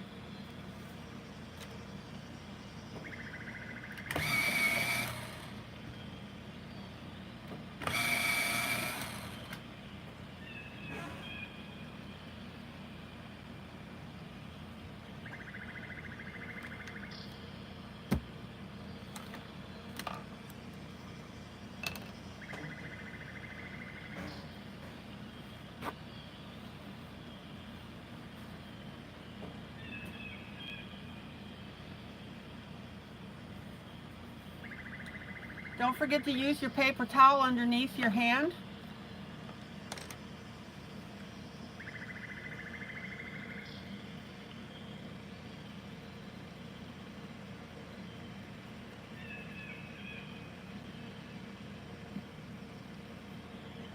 And don't come in like gangbusters. How many cats do you have, Stephanie?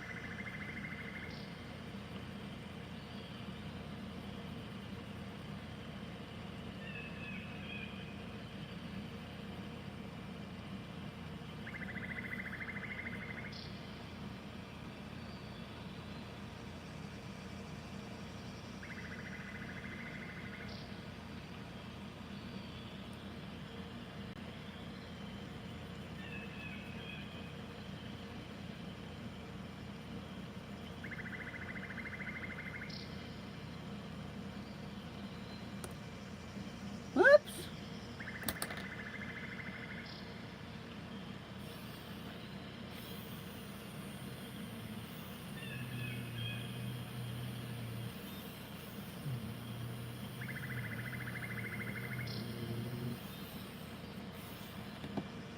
Unfortunately, red is the worst color to try and get out. So I'm going to put a little white pencil over that.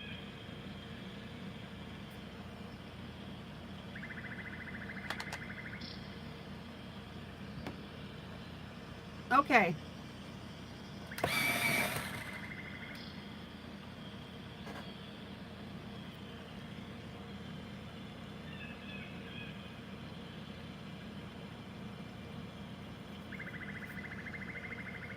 Now, again, don't come in like gangbusters with your second red.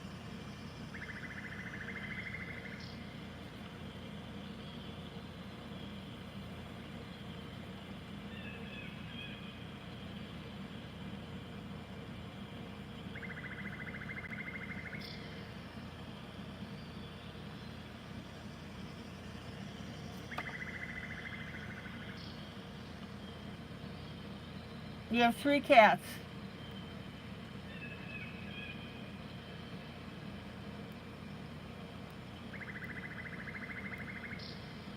Two are 9, the other's 10. Okay, gotcha. That's all right. They'll be mad at you for a while.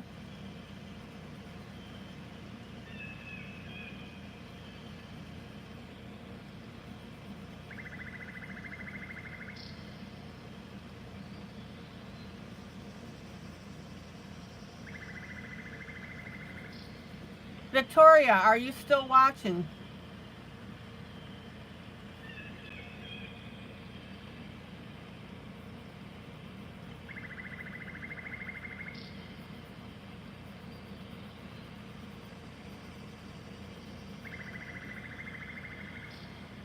Okay, now I'm going to come back with my, let's see here. Oh, let's see what we got here. Hi, Kathy.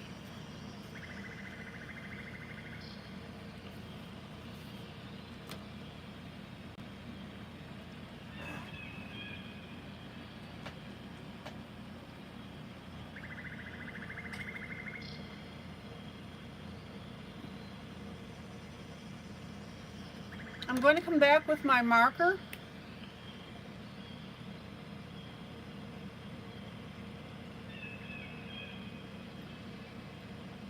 I'm just going to darken in again my areas that I previously came in with my marker. Or you can use a dark red pencil to do the detail.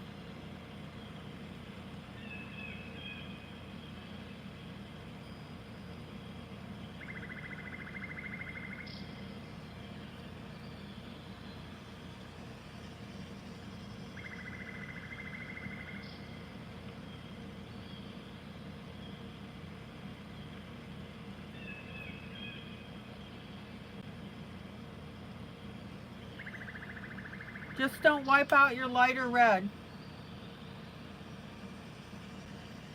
Oh, they're used to an 80 by 12 enclosed patio, a pool with enclosure, and large backyard they had access to. Oh, your cats will adjust.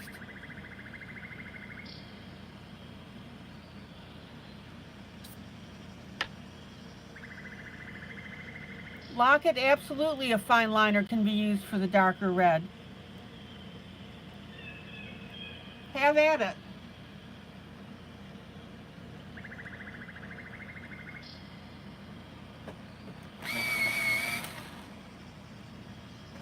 Okay, now we're going to have a medium gray. Hopefully you can see this detail. And if you look on the white portions of the flag,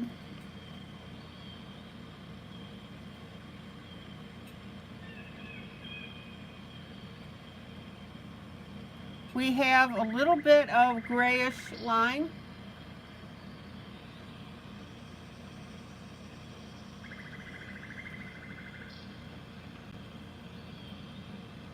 Make sure that you blend.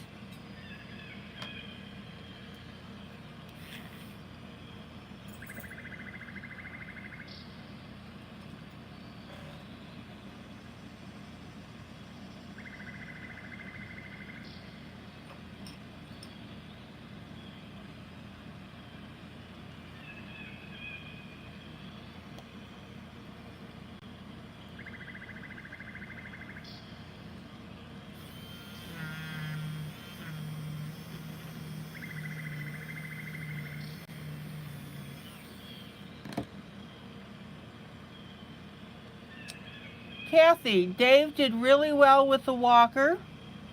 Yay, walking in the hallways at the hospital. Excellent.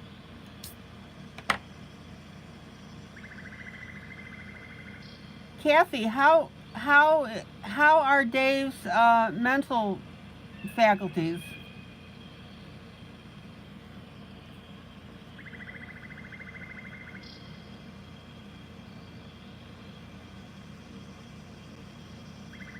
Now be careful with your gray. Like I said, you want to barely touch those little wrinkles in there.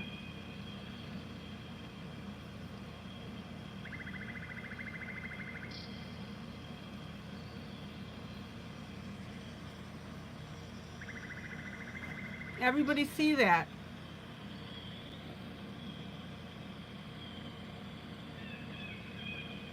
Stephanie, build a catio.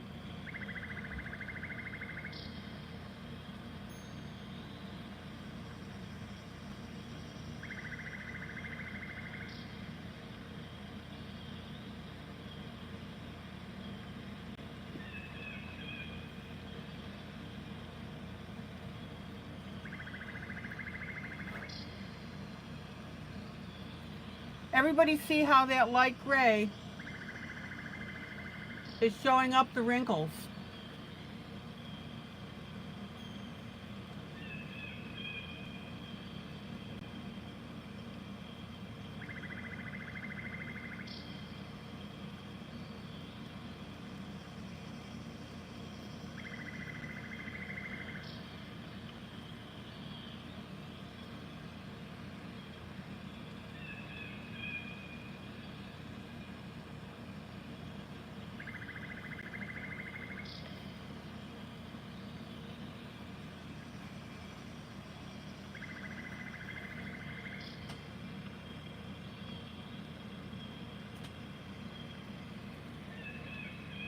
And I'm just going to smudge that a little bit. Let's take a look at this.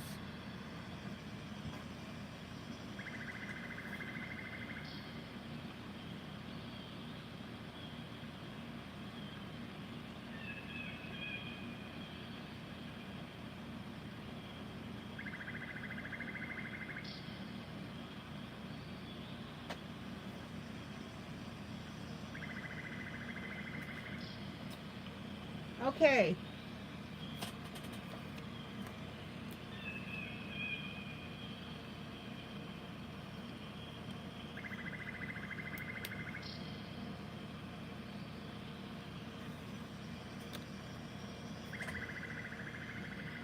Dark blue in the upper left-hand corner. If you have fine liners, use them.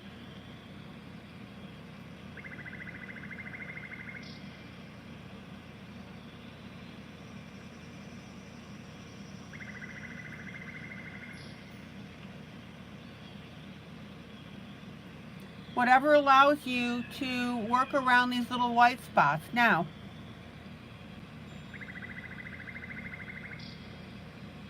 he's doing very well, says Kathy, and he's tired.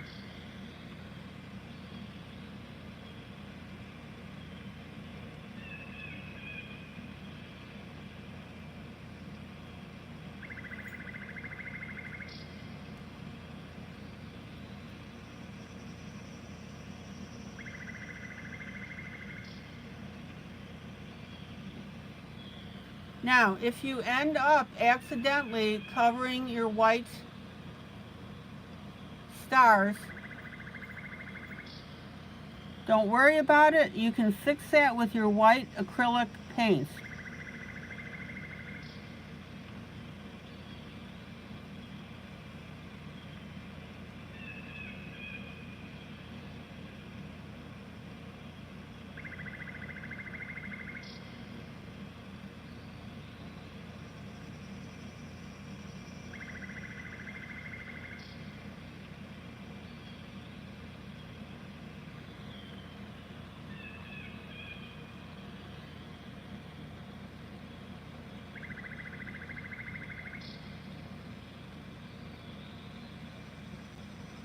Exactly, Mamie. That's what I was suggesting, is that patio. You do it by a window.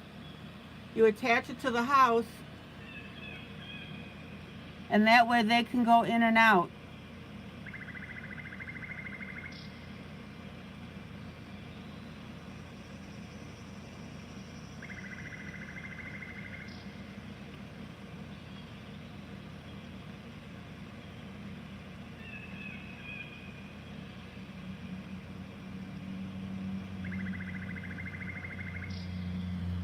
Anybody having any problems with their flag?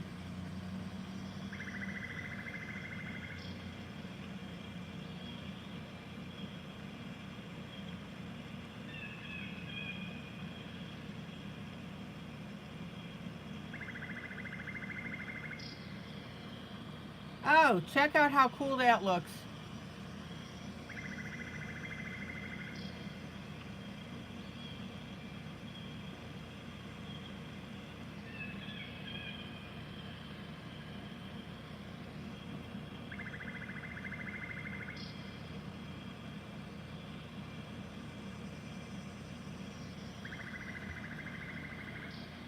Now, I'm going to come back with my marker, and I'm going to go over on the top and down a little bit the same areas, and that's going to darken that blue. You can also do that with a colored pencil.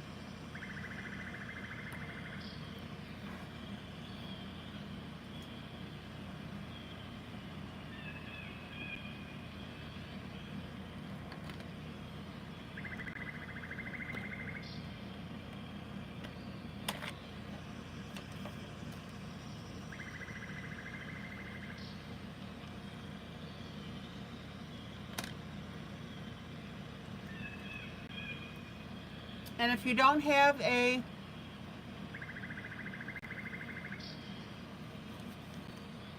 dark blue, use your Payne's gray.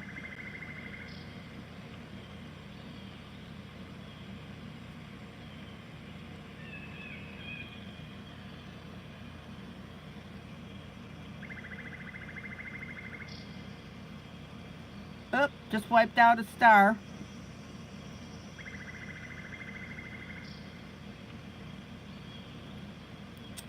And what I want you to do with your Payne's gray or your dark blue is from the upper left to the lower right, I want you to come down with a little bit of that darker blue in between the stars. But you're not going to go all the way down to the lower right. We're just going to go part way down.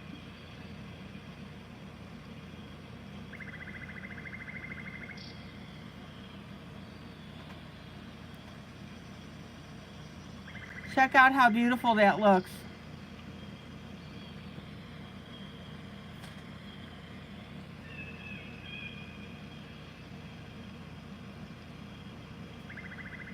Details, guys, details.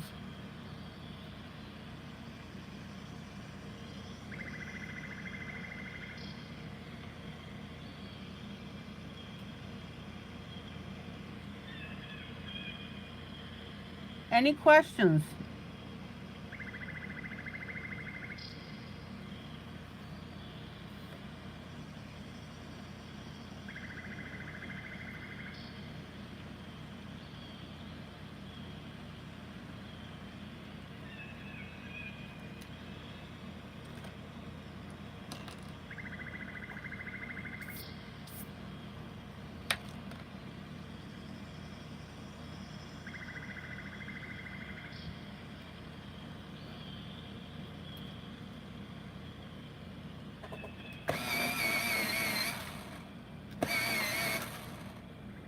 I missed a little bit of this corner here.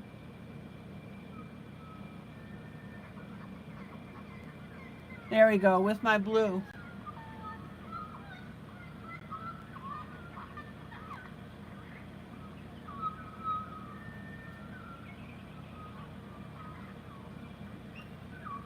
Okay guys, how did your flag turn out?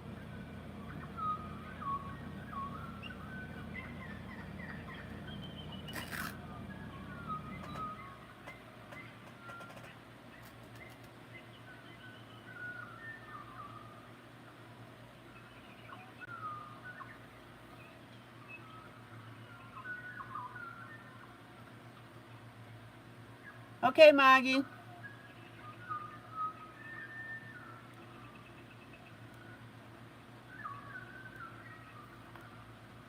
Oh, Stephanie, I've had rescue cats and I moved households and they did just fine.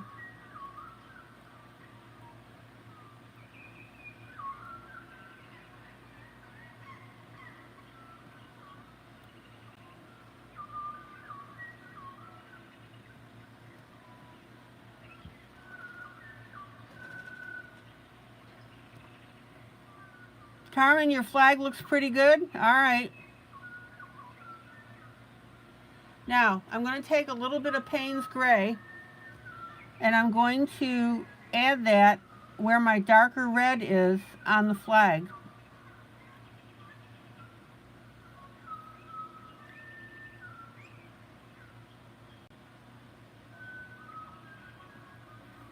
Check it out.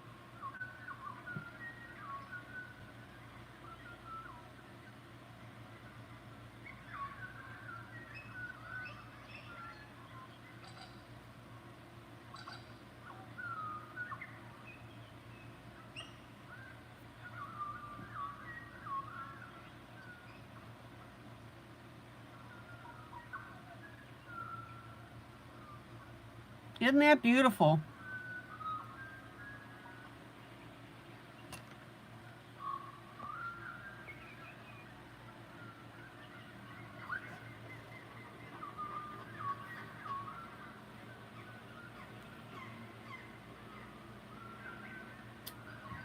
Okay.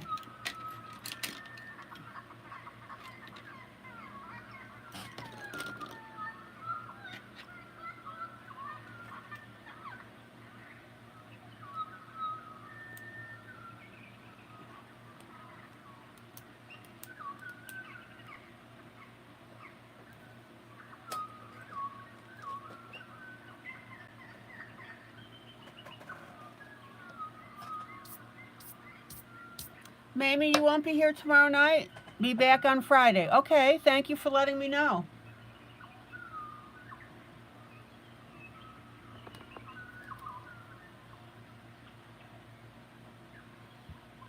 Everybody see how terrific that flag looks with the gray and the with the light gray and then the extra Payne's Gray for the detail.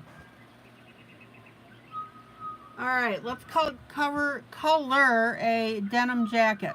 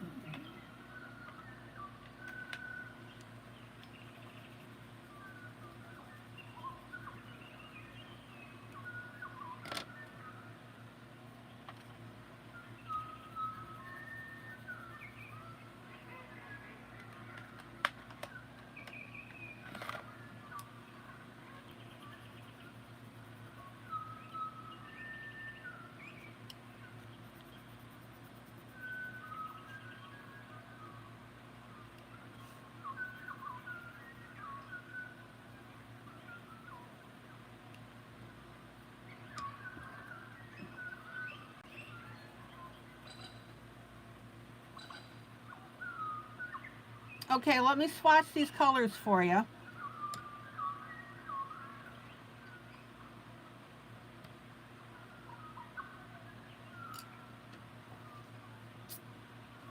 Mamie, thanks for letting me know. You know we'd wonder.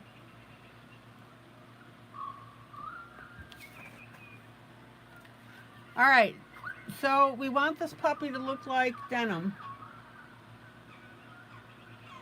Kathy, good night.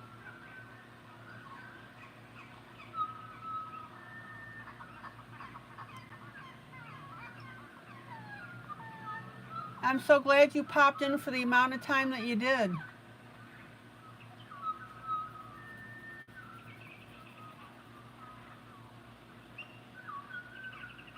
Oh, there you go, Stephanie. You've got a Prismacolor called Denim. Cool. So there's my dark.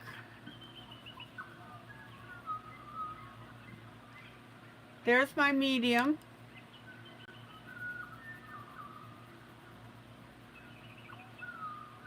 And there's my light.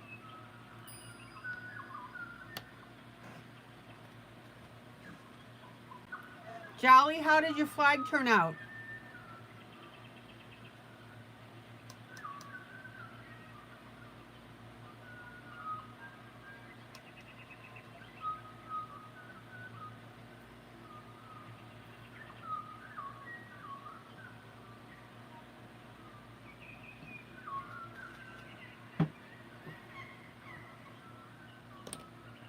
Excellent. Okay. I'm probably not going to get to my Imagimorphia tonight.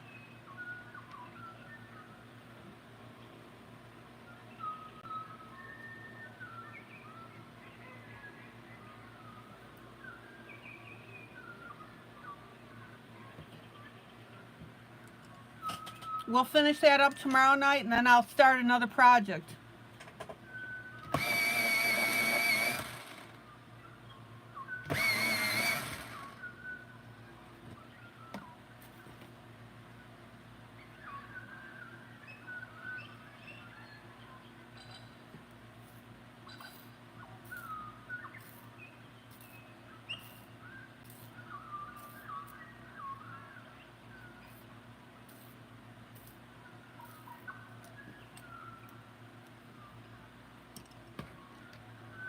Okay.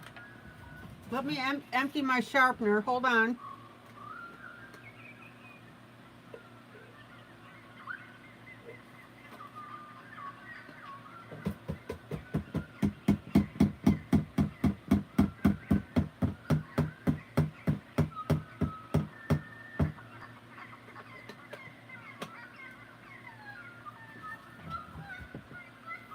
Guys, don't forget, if your sharpener is causing problems with your pencils, it just simply could be a matter that you need to empty it.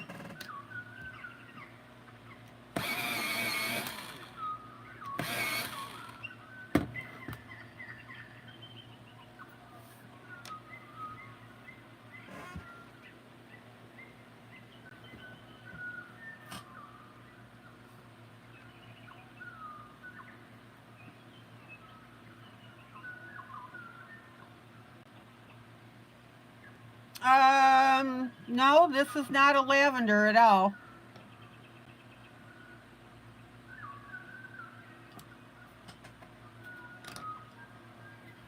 Okay, I'm going to start with my dark.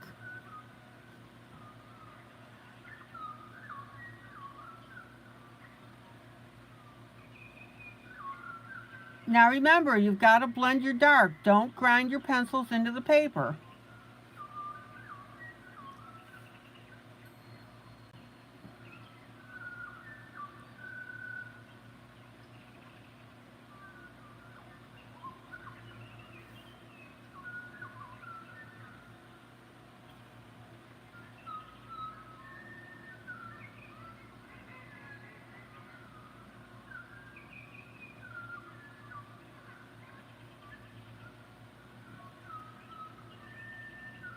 Don't forget to turn your pencils.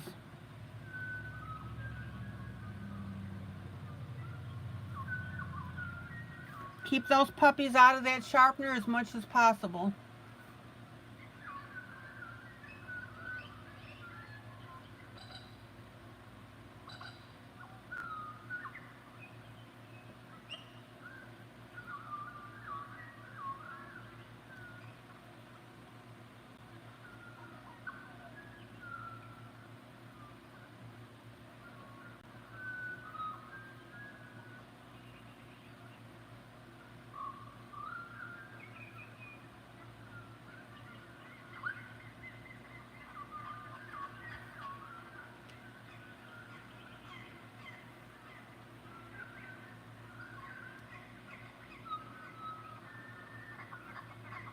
And for anybody that's new, that's watching, or that you're lurking, we can get this image to you. This is the buddy color.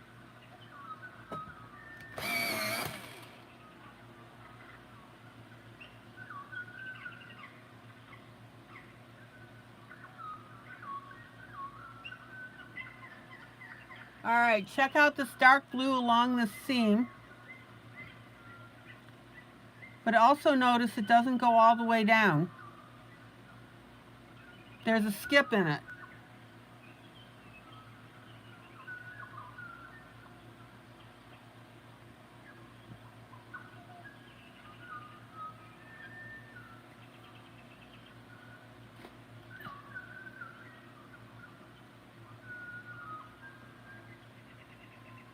Hey, kitty.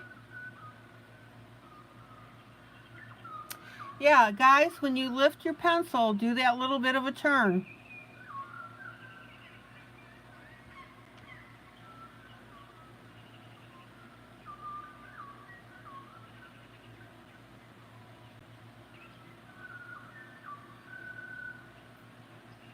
Anything that we can do to keep that pencil out of the sharpener.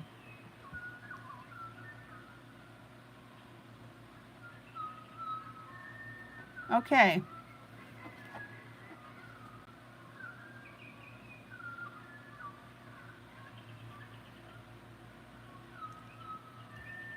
So let's work our seam across the top.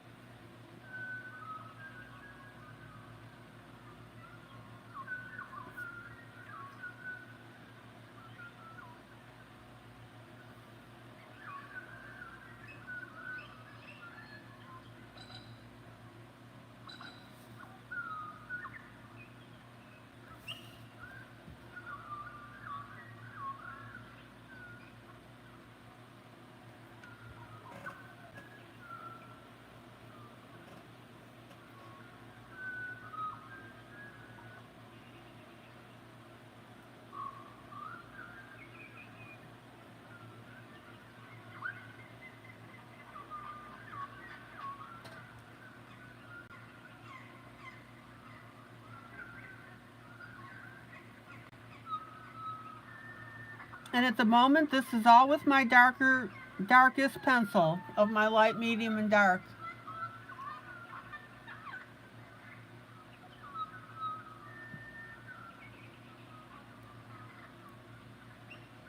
Joe, Mamie is correct. Check your printer settings.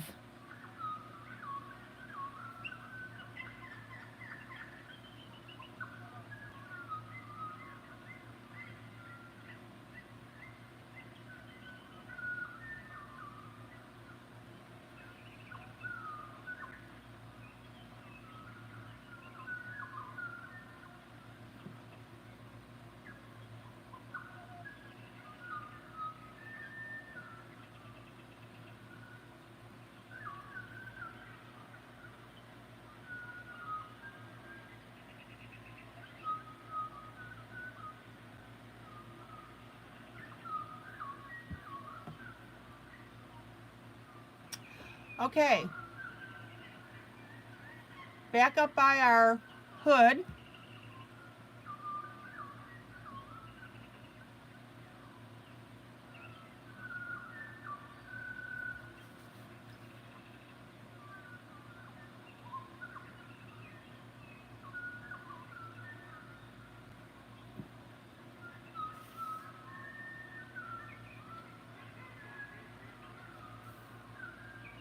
Notice that I am not coloring that hood blue.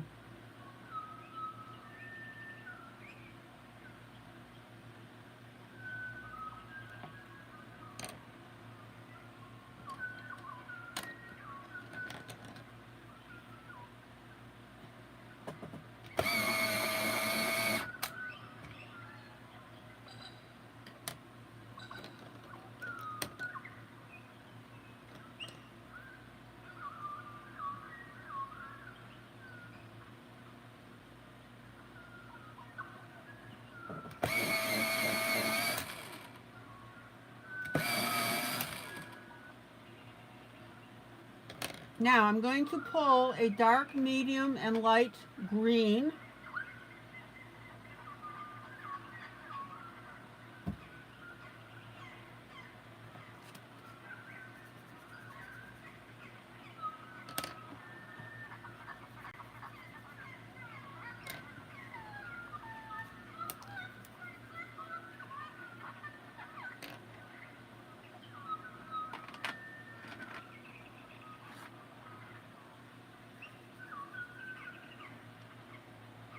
Give me a moment here.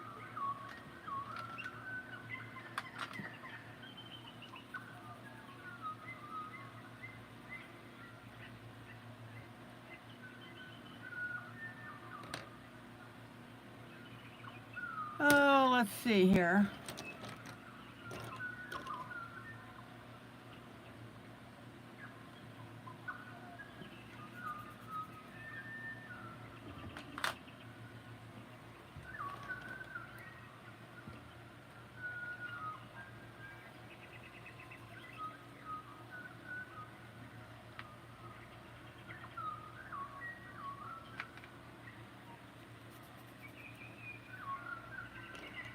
Give me a minute to pull this out.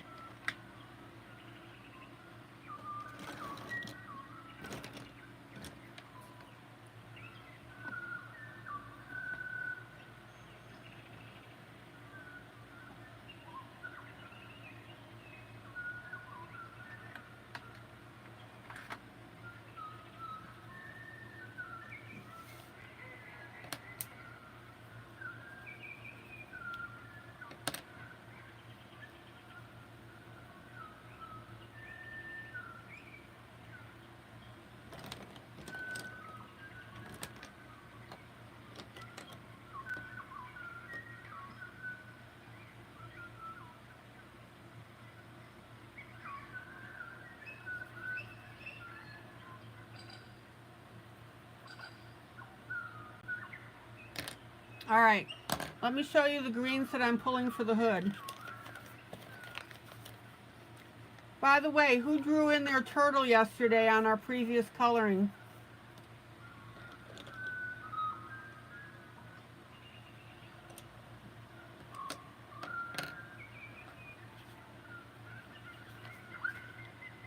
All right, dark green,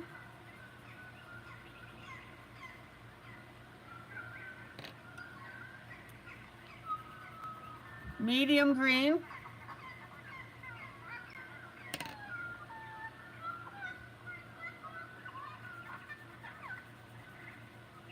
light green.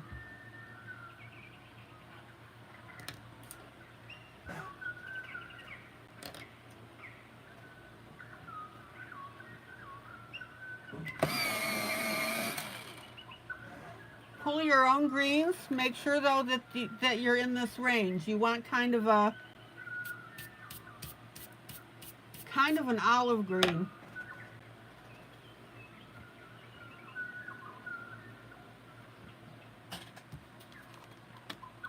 Okay. Dark green.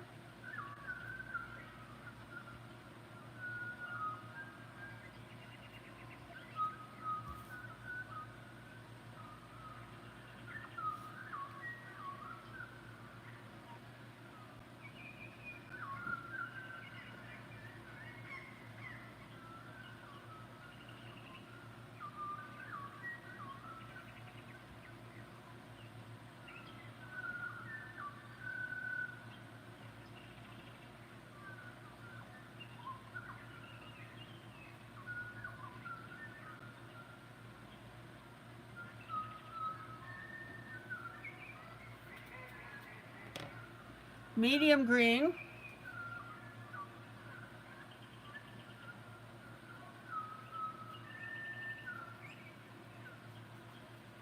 and again, come in lightly with your pencil. Don't pound your pencil into the paper. The minute you push your pencils, you lose the ability to shade and shadow.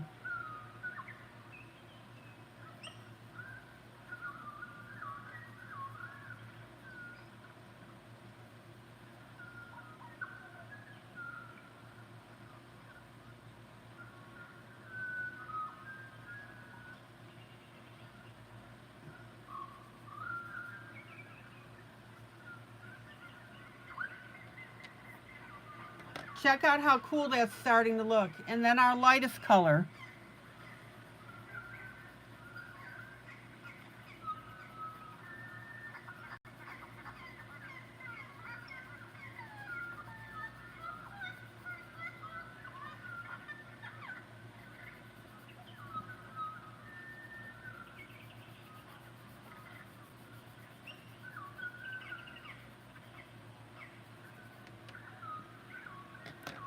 I'm going to come back with my medium on this area a little bit more.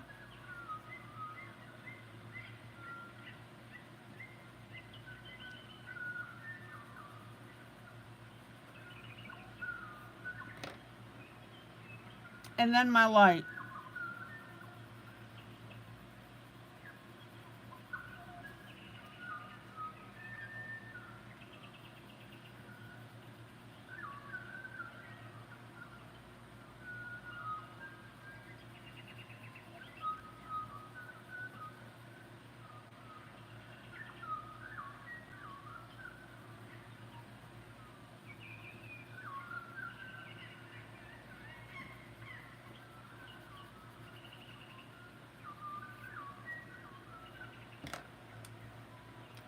And then back with our medium.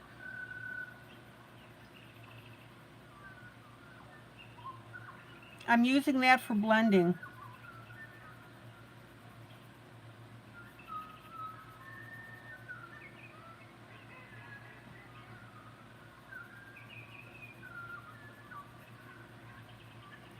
And then back with our dark.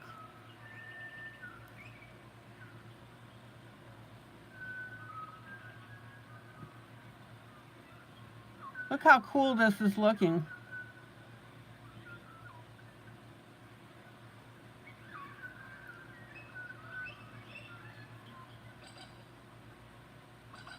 And I'm going to finger blend that.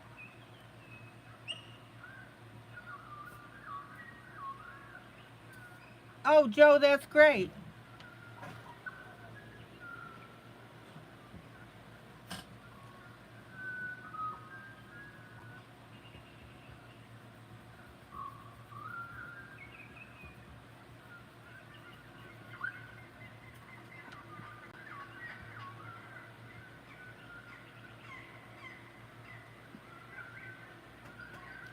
Okay, now we have a hole in the jacket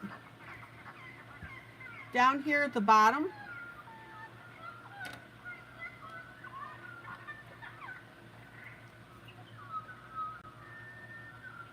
So we'll come in with our dark.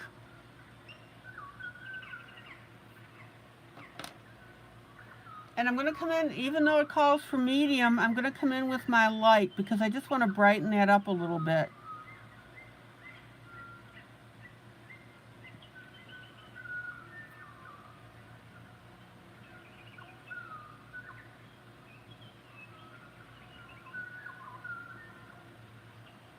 And we also have another rip or tear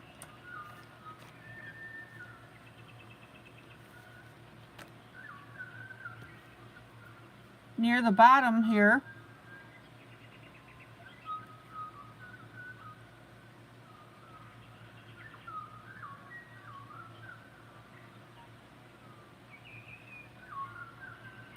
So there's my dark and a little bit of my light.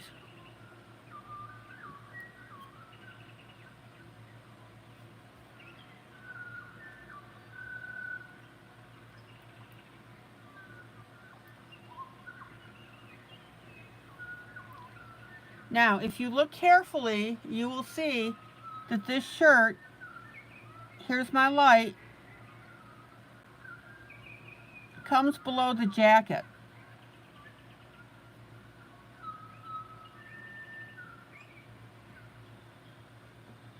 So I'm coming in with my light, I'm putting it in as my base color just so I can identify what's what.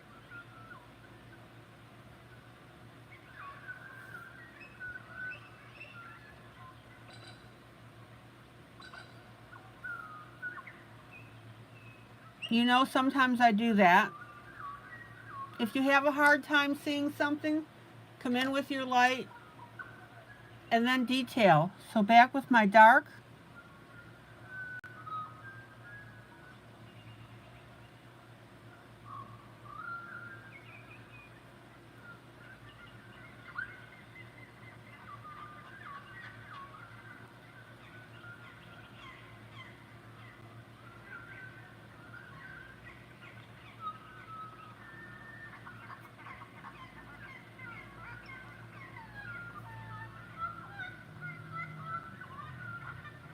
Miss Amy, good night. Lockett, you thought that the lightest green would be too dark, but I like it now. Good.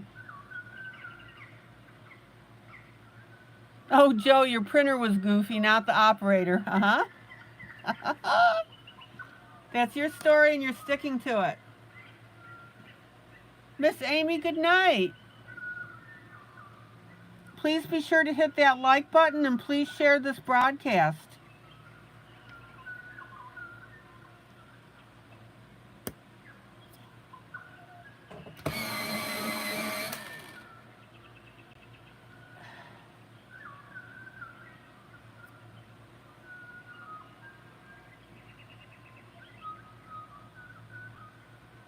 Now, see this little edge of the shirt?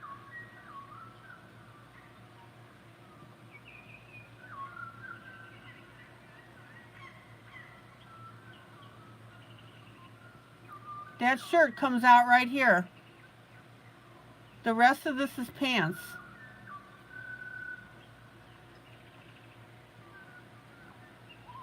All right, let's get back to the jacket.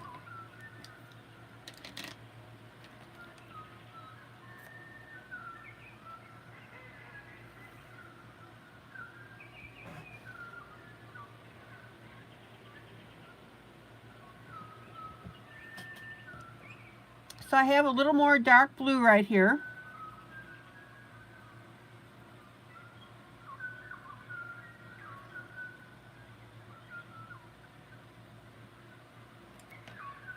And remember, all of this is going to come together beautifully.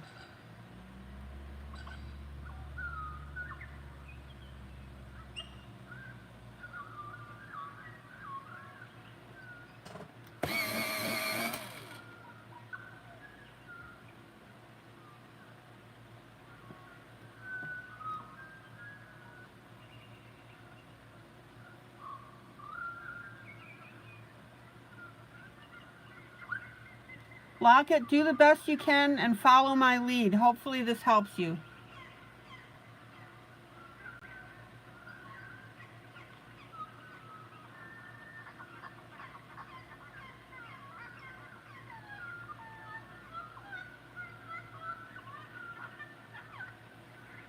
I'm hoping that your light will help you.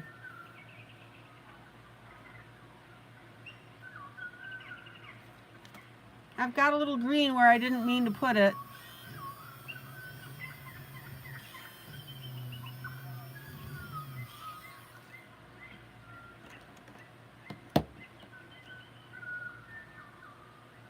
All right. Dark blue.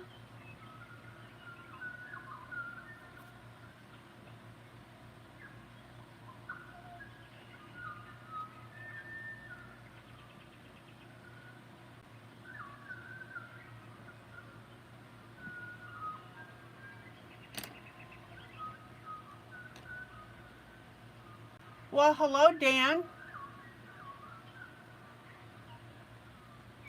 Welcome to the broadcast.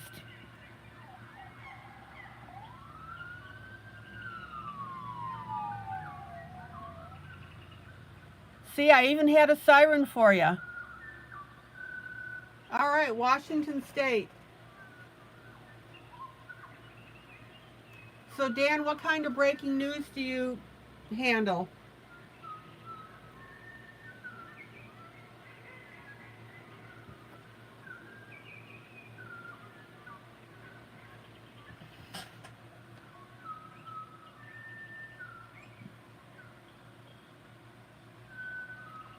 Okay, there's my dark.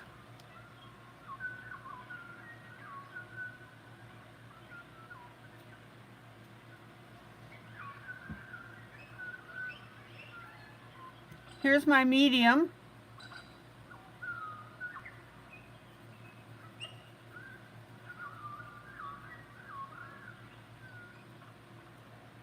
Joe, are you talking to me? Oh, lock it. Thought sirens were the cops to come and get me. Yeah.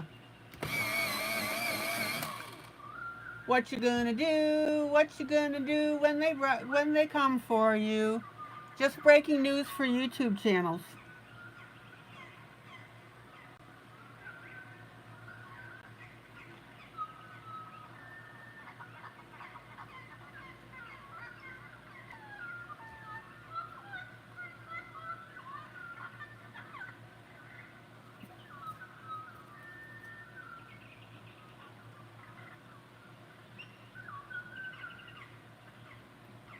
So Dan, what brings you in here? Do you adult color?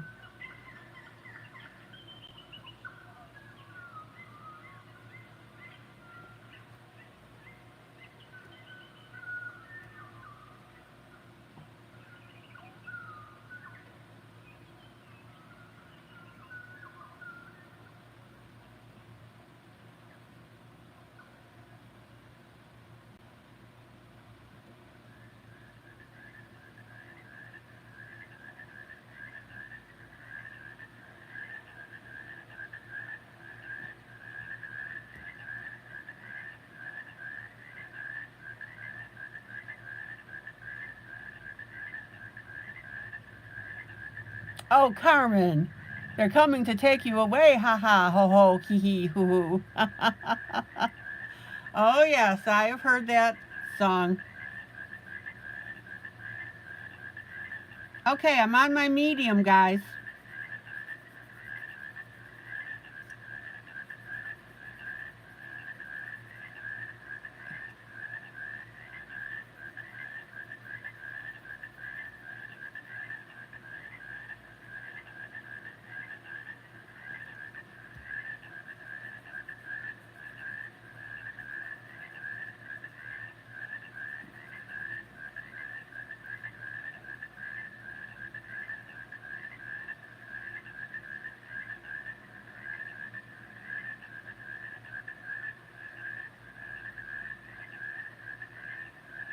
So Dan, you've got the coloring book pens and pencils, but not the motivation.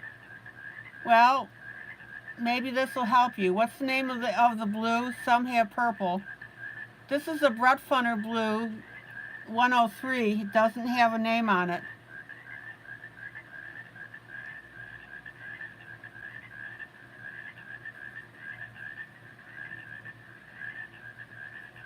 When you pick your blues, just pick blues that don't have the purple in it.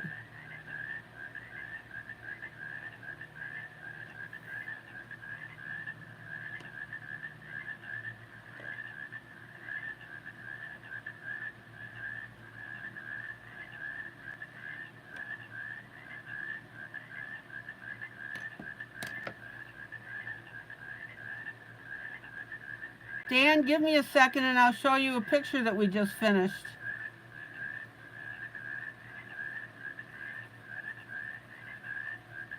Okay, now the trick with this denim is that you need to get those little subtle areas here that are shaded.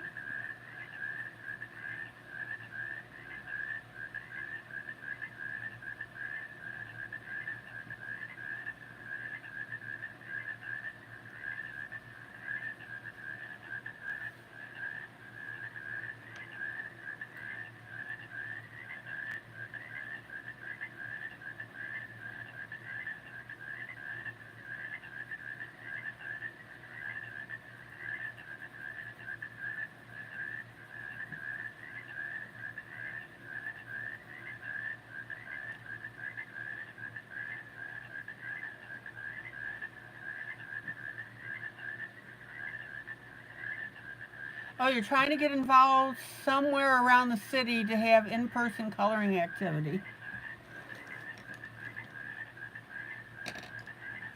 Okay, then I'm going to come in with my lightest blue.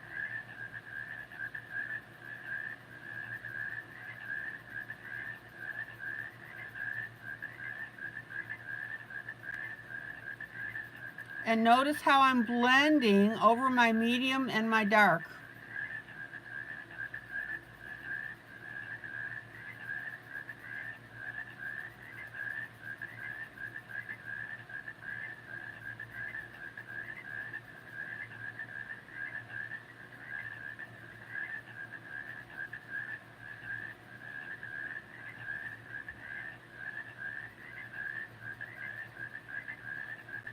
Check it out.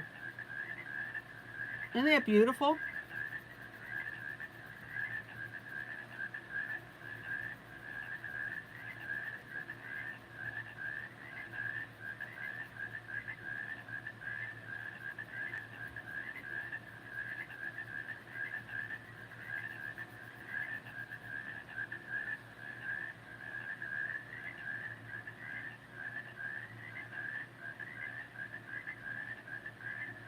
Well, Dan, that's true. The grayscale is easier, but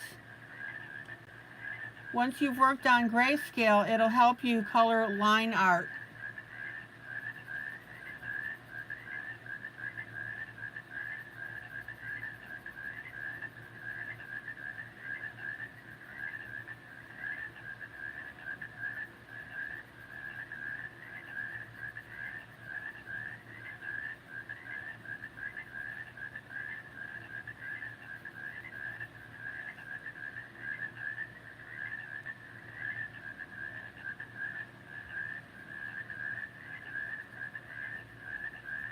Okay, check out how beautifully these blues are blending together.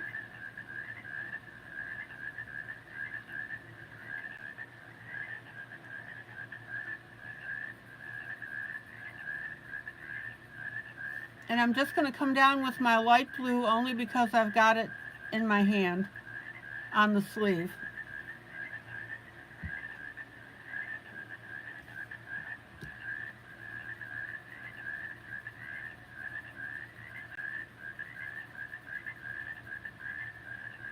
All right, let me pull out.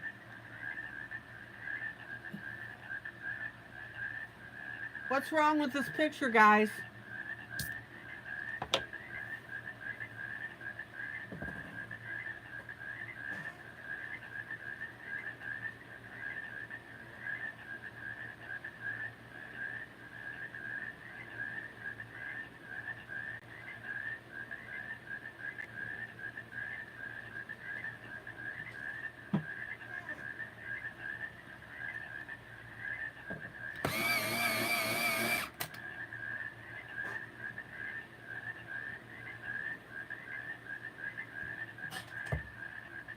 And the answer is, as good as this looks,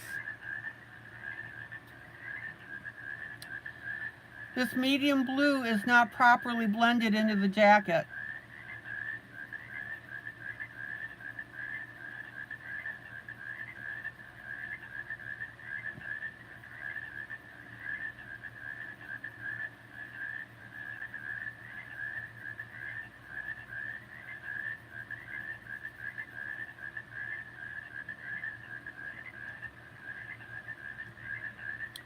So I'm going to use the combination of my pencil and my finger to blend this.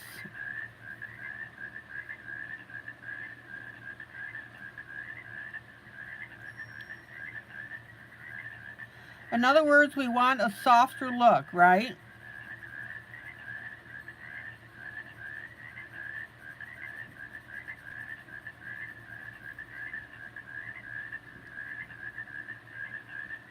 And I'm going to come in with my darker blue,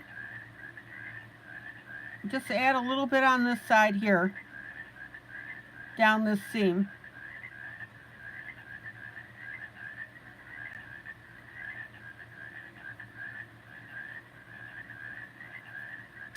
And yes, lock it.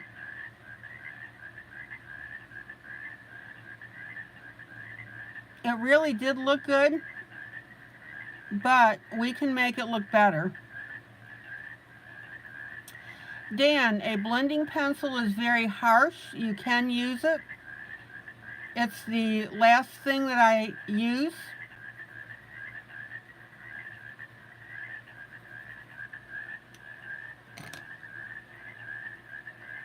You can use your finger. You can use paper towel.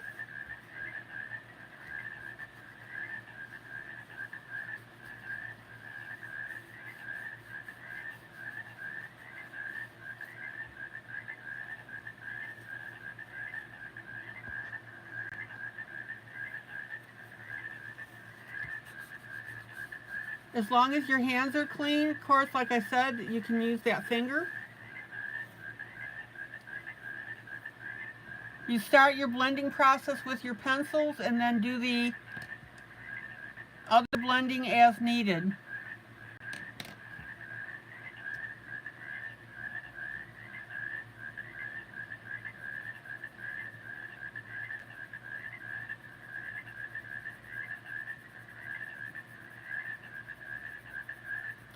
What's the definition of a good blend? When one color what? Seamlessly disappears into the next.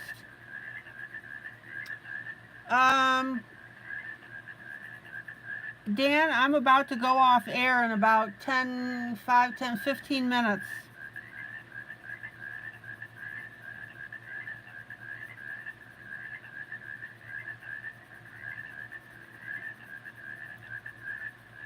Check out how smooth this is looking now. See that?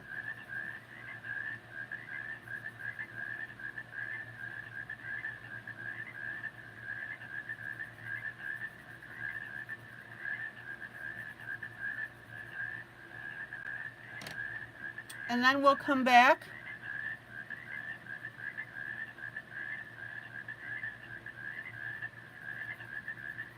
Dan, I sure do. All you have to do is go back to one of my previous videos, and anything that has skin in it will show you. I'll tell you what though, Dan. Hello, Belle. Yeah, lock it. See the difference now, how smooth that is? That's the difference. So this area here is blended. This area up here is not.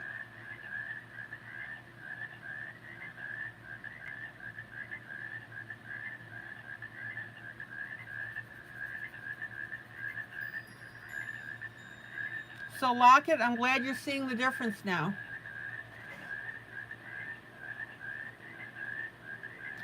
Okay, Dan, let me show you how to color skin. We'll go ahead and do that.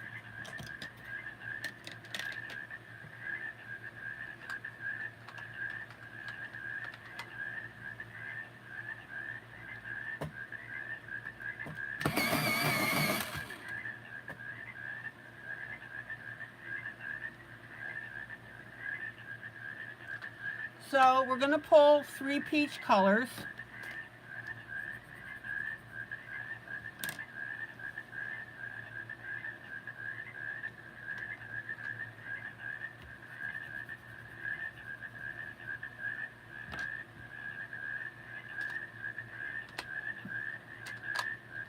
We want a light, a medium, and a dark.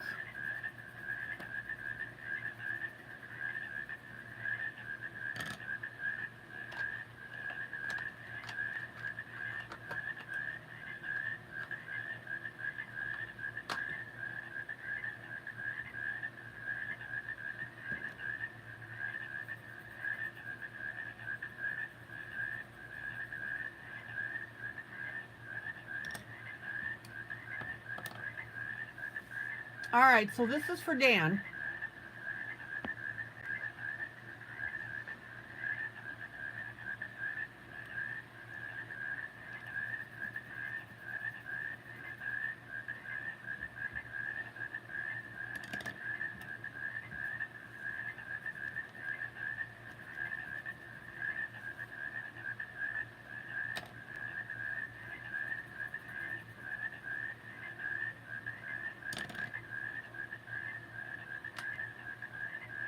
Yeah, I'm getting it. I'll get it momentarily, Darla.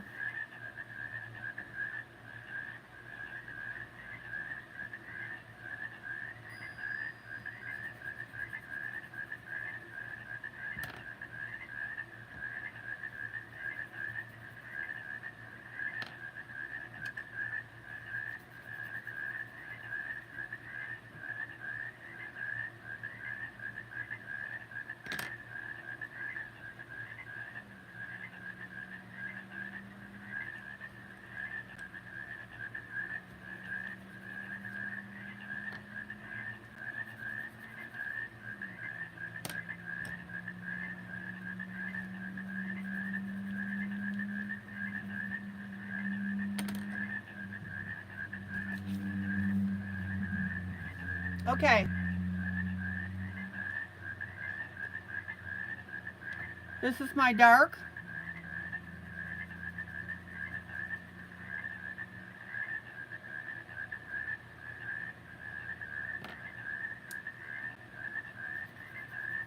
This is our medium.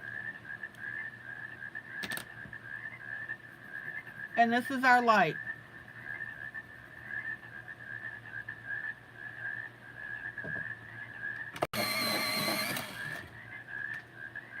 Dan, are you still in here?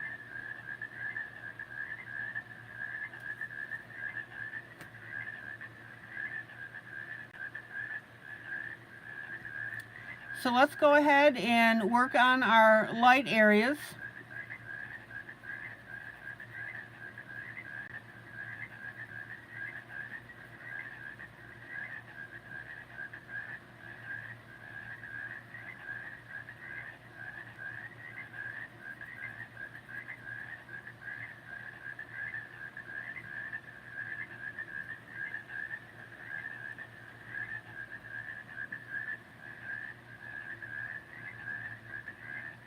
Dan, skin is not hard. I don't know why people always freak out about it.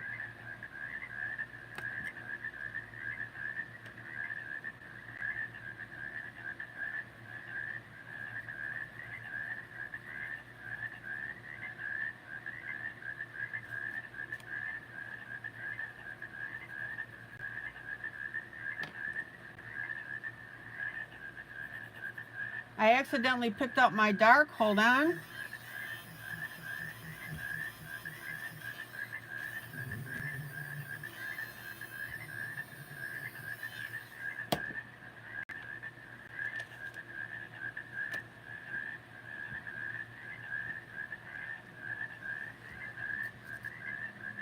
Here's my medium.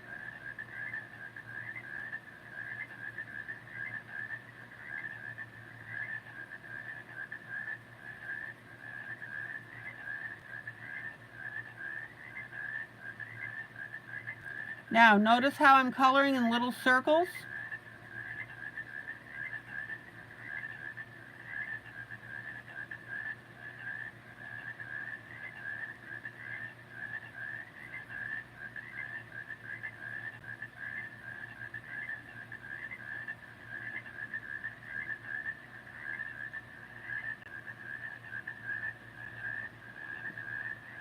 Yeah, the peach is on the yellow side.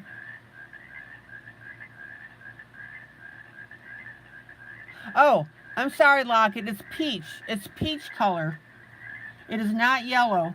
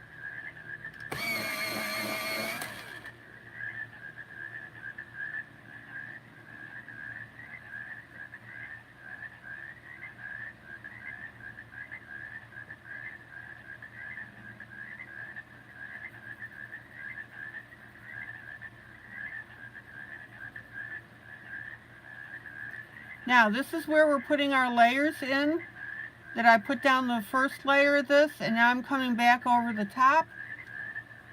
I'm going to finger blend that, and if that doesn't get smooth enough, this is where I'm going to go with my blender pencil.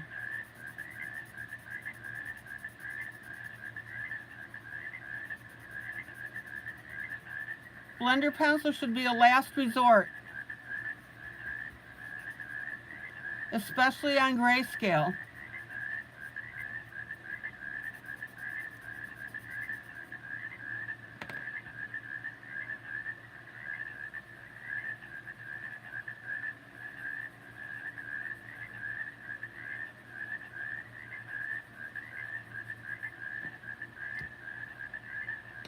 Okay. And then I'm going to come in with my dark.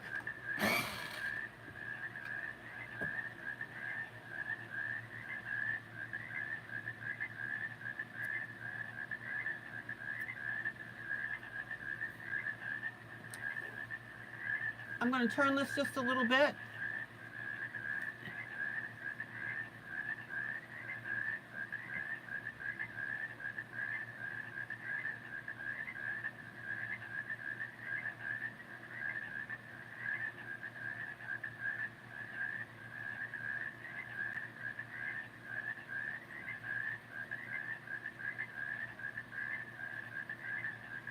And notice how I'm running that dark into my medium.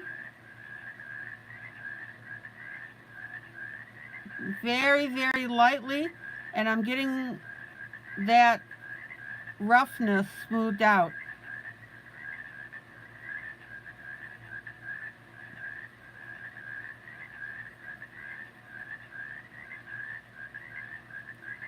So a little bit darker on our edges, and then lighter and lighter as we come in on the cheek.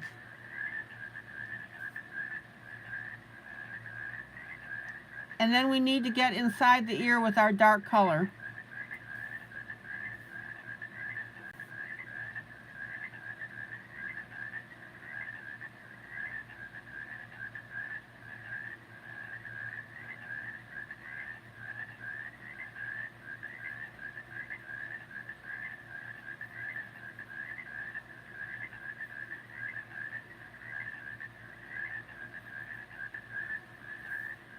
All right, let me pull out.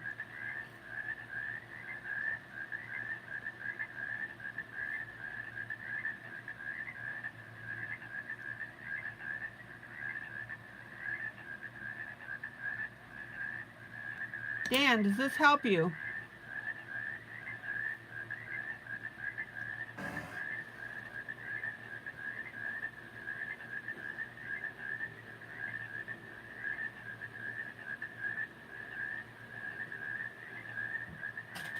Dan, can you watch this broadcast on a more regular basis?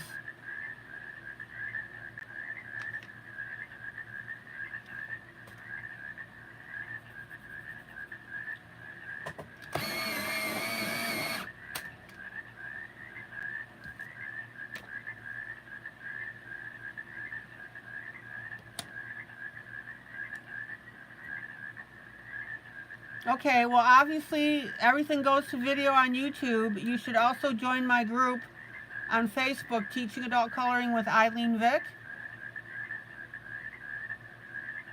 We can get you these images. Oh, okay, good. We can get you these images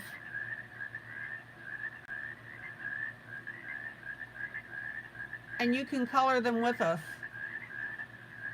Okay, now I'm going to run a little over time.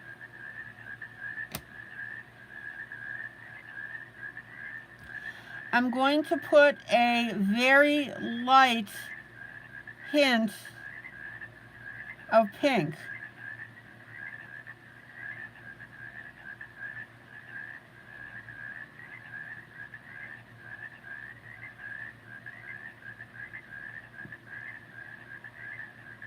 And you're barely going to see it.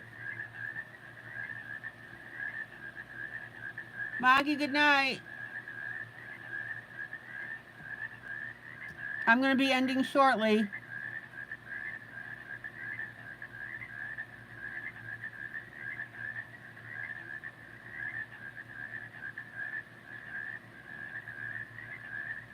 We'll put a little pink on the nose.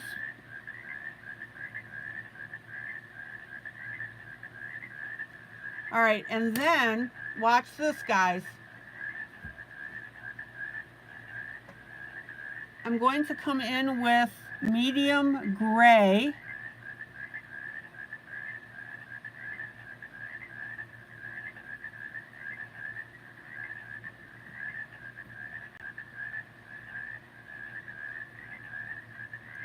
And I'm going to gray up this area where the blush would go.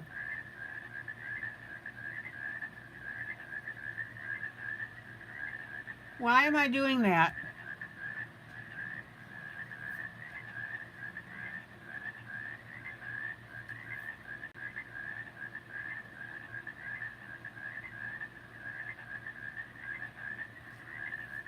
Why am I adding gray to the skin? Hi, Sam.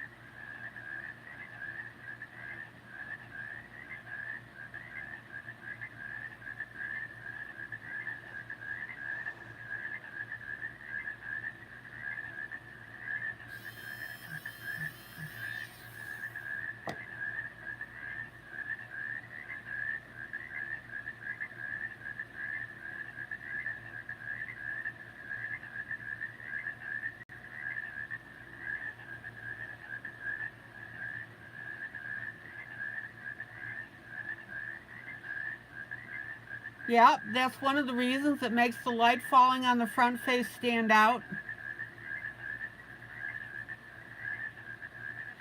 But I'm also making this look like a hobo child that's been leading a rough life.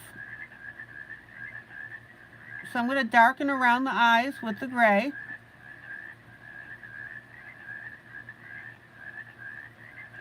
And I'm darkening on the cheek.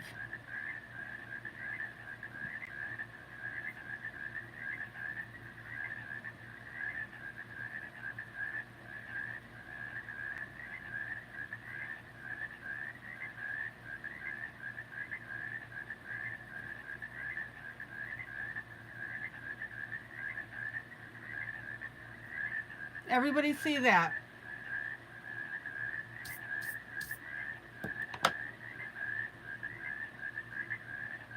This kid's been through a lot.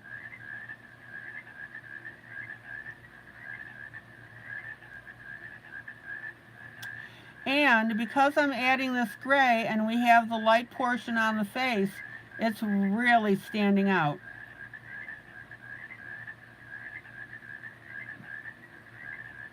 Now, I want you to notice that I'm putting this color on in steps. This is why you don't come pounding in your pencils.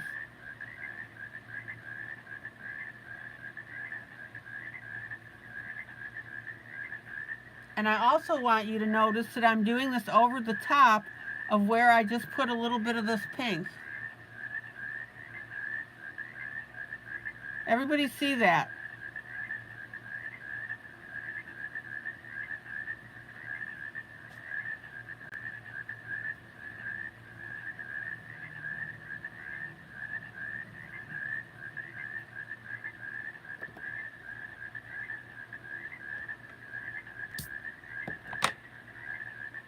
Now, I'm also going to darken in his ear a little bit.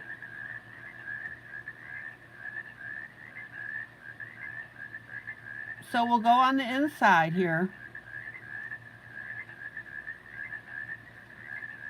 And then below that ear.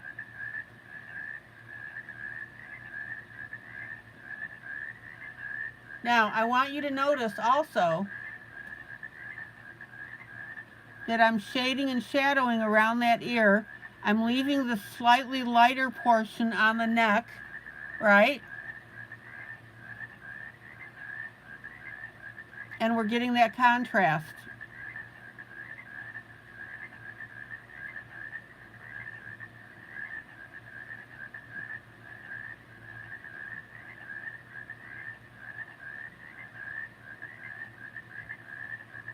So does everybody see the game plan on this face? Don't color in that entire neck, your dark gray.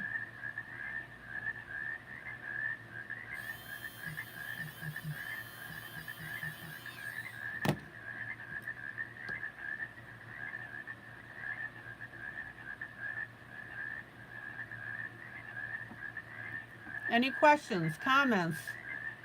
Are you getting it?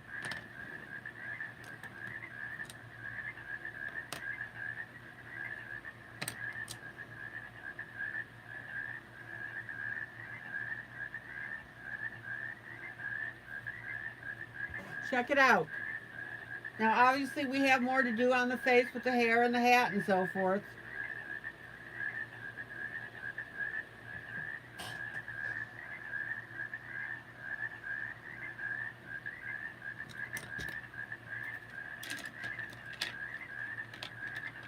This is really making a striking statement with the way I'm coloring this. This is why you need to take your time. Also, why you don't pound your pencils into the paper, and the blending. Oh, Dan, absolutely. I hope you can make it more often. Now, again, this top part is not blended. You can see the difference between here and here, right, Lockett? You commented on that earlier. Okay, guys, I'm calling it an evening. Thank you for hanging out. We finished our first picture here, which is our gnome. Lots of additions on this.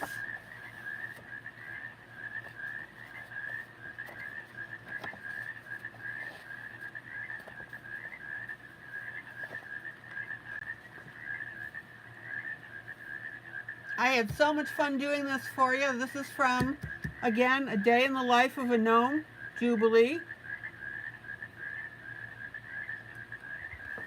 And then we started up on our next buddy coloring. I did not get to my Imagimorphia. Started up on this and was having too much fun with it.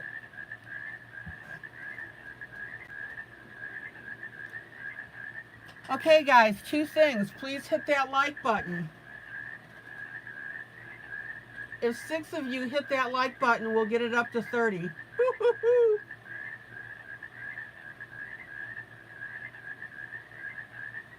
And also, please hit that share link and share it on your timeline in Facebook.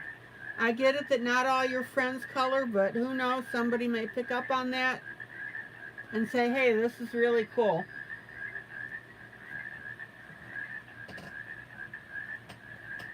Again, this last piece is from this book, Hobo Life Jubilee. Contact me if you want it in PDF. And if you want it in hard copy, I will get you the affiliate link. Okay, guys, this is ILene Vick for Teaching Adult Coloring with ILene Vick. Welcome to all our new people. Love on each other, that's what we're known for. I will see you tomorrow night, same time, same place.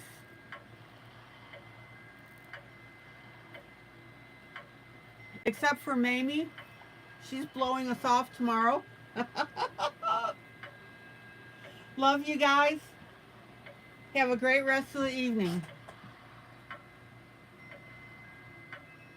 Bye.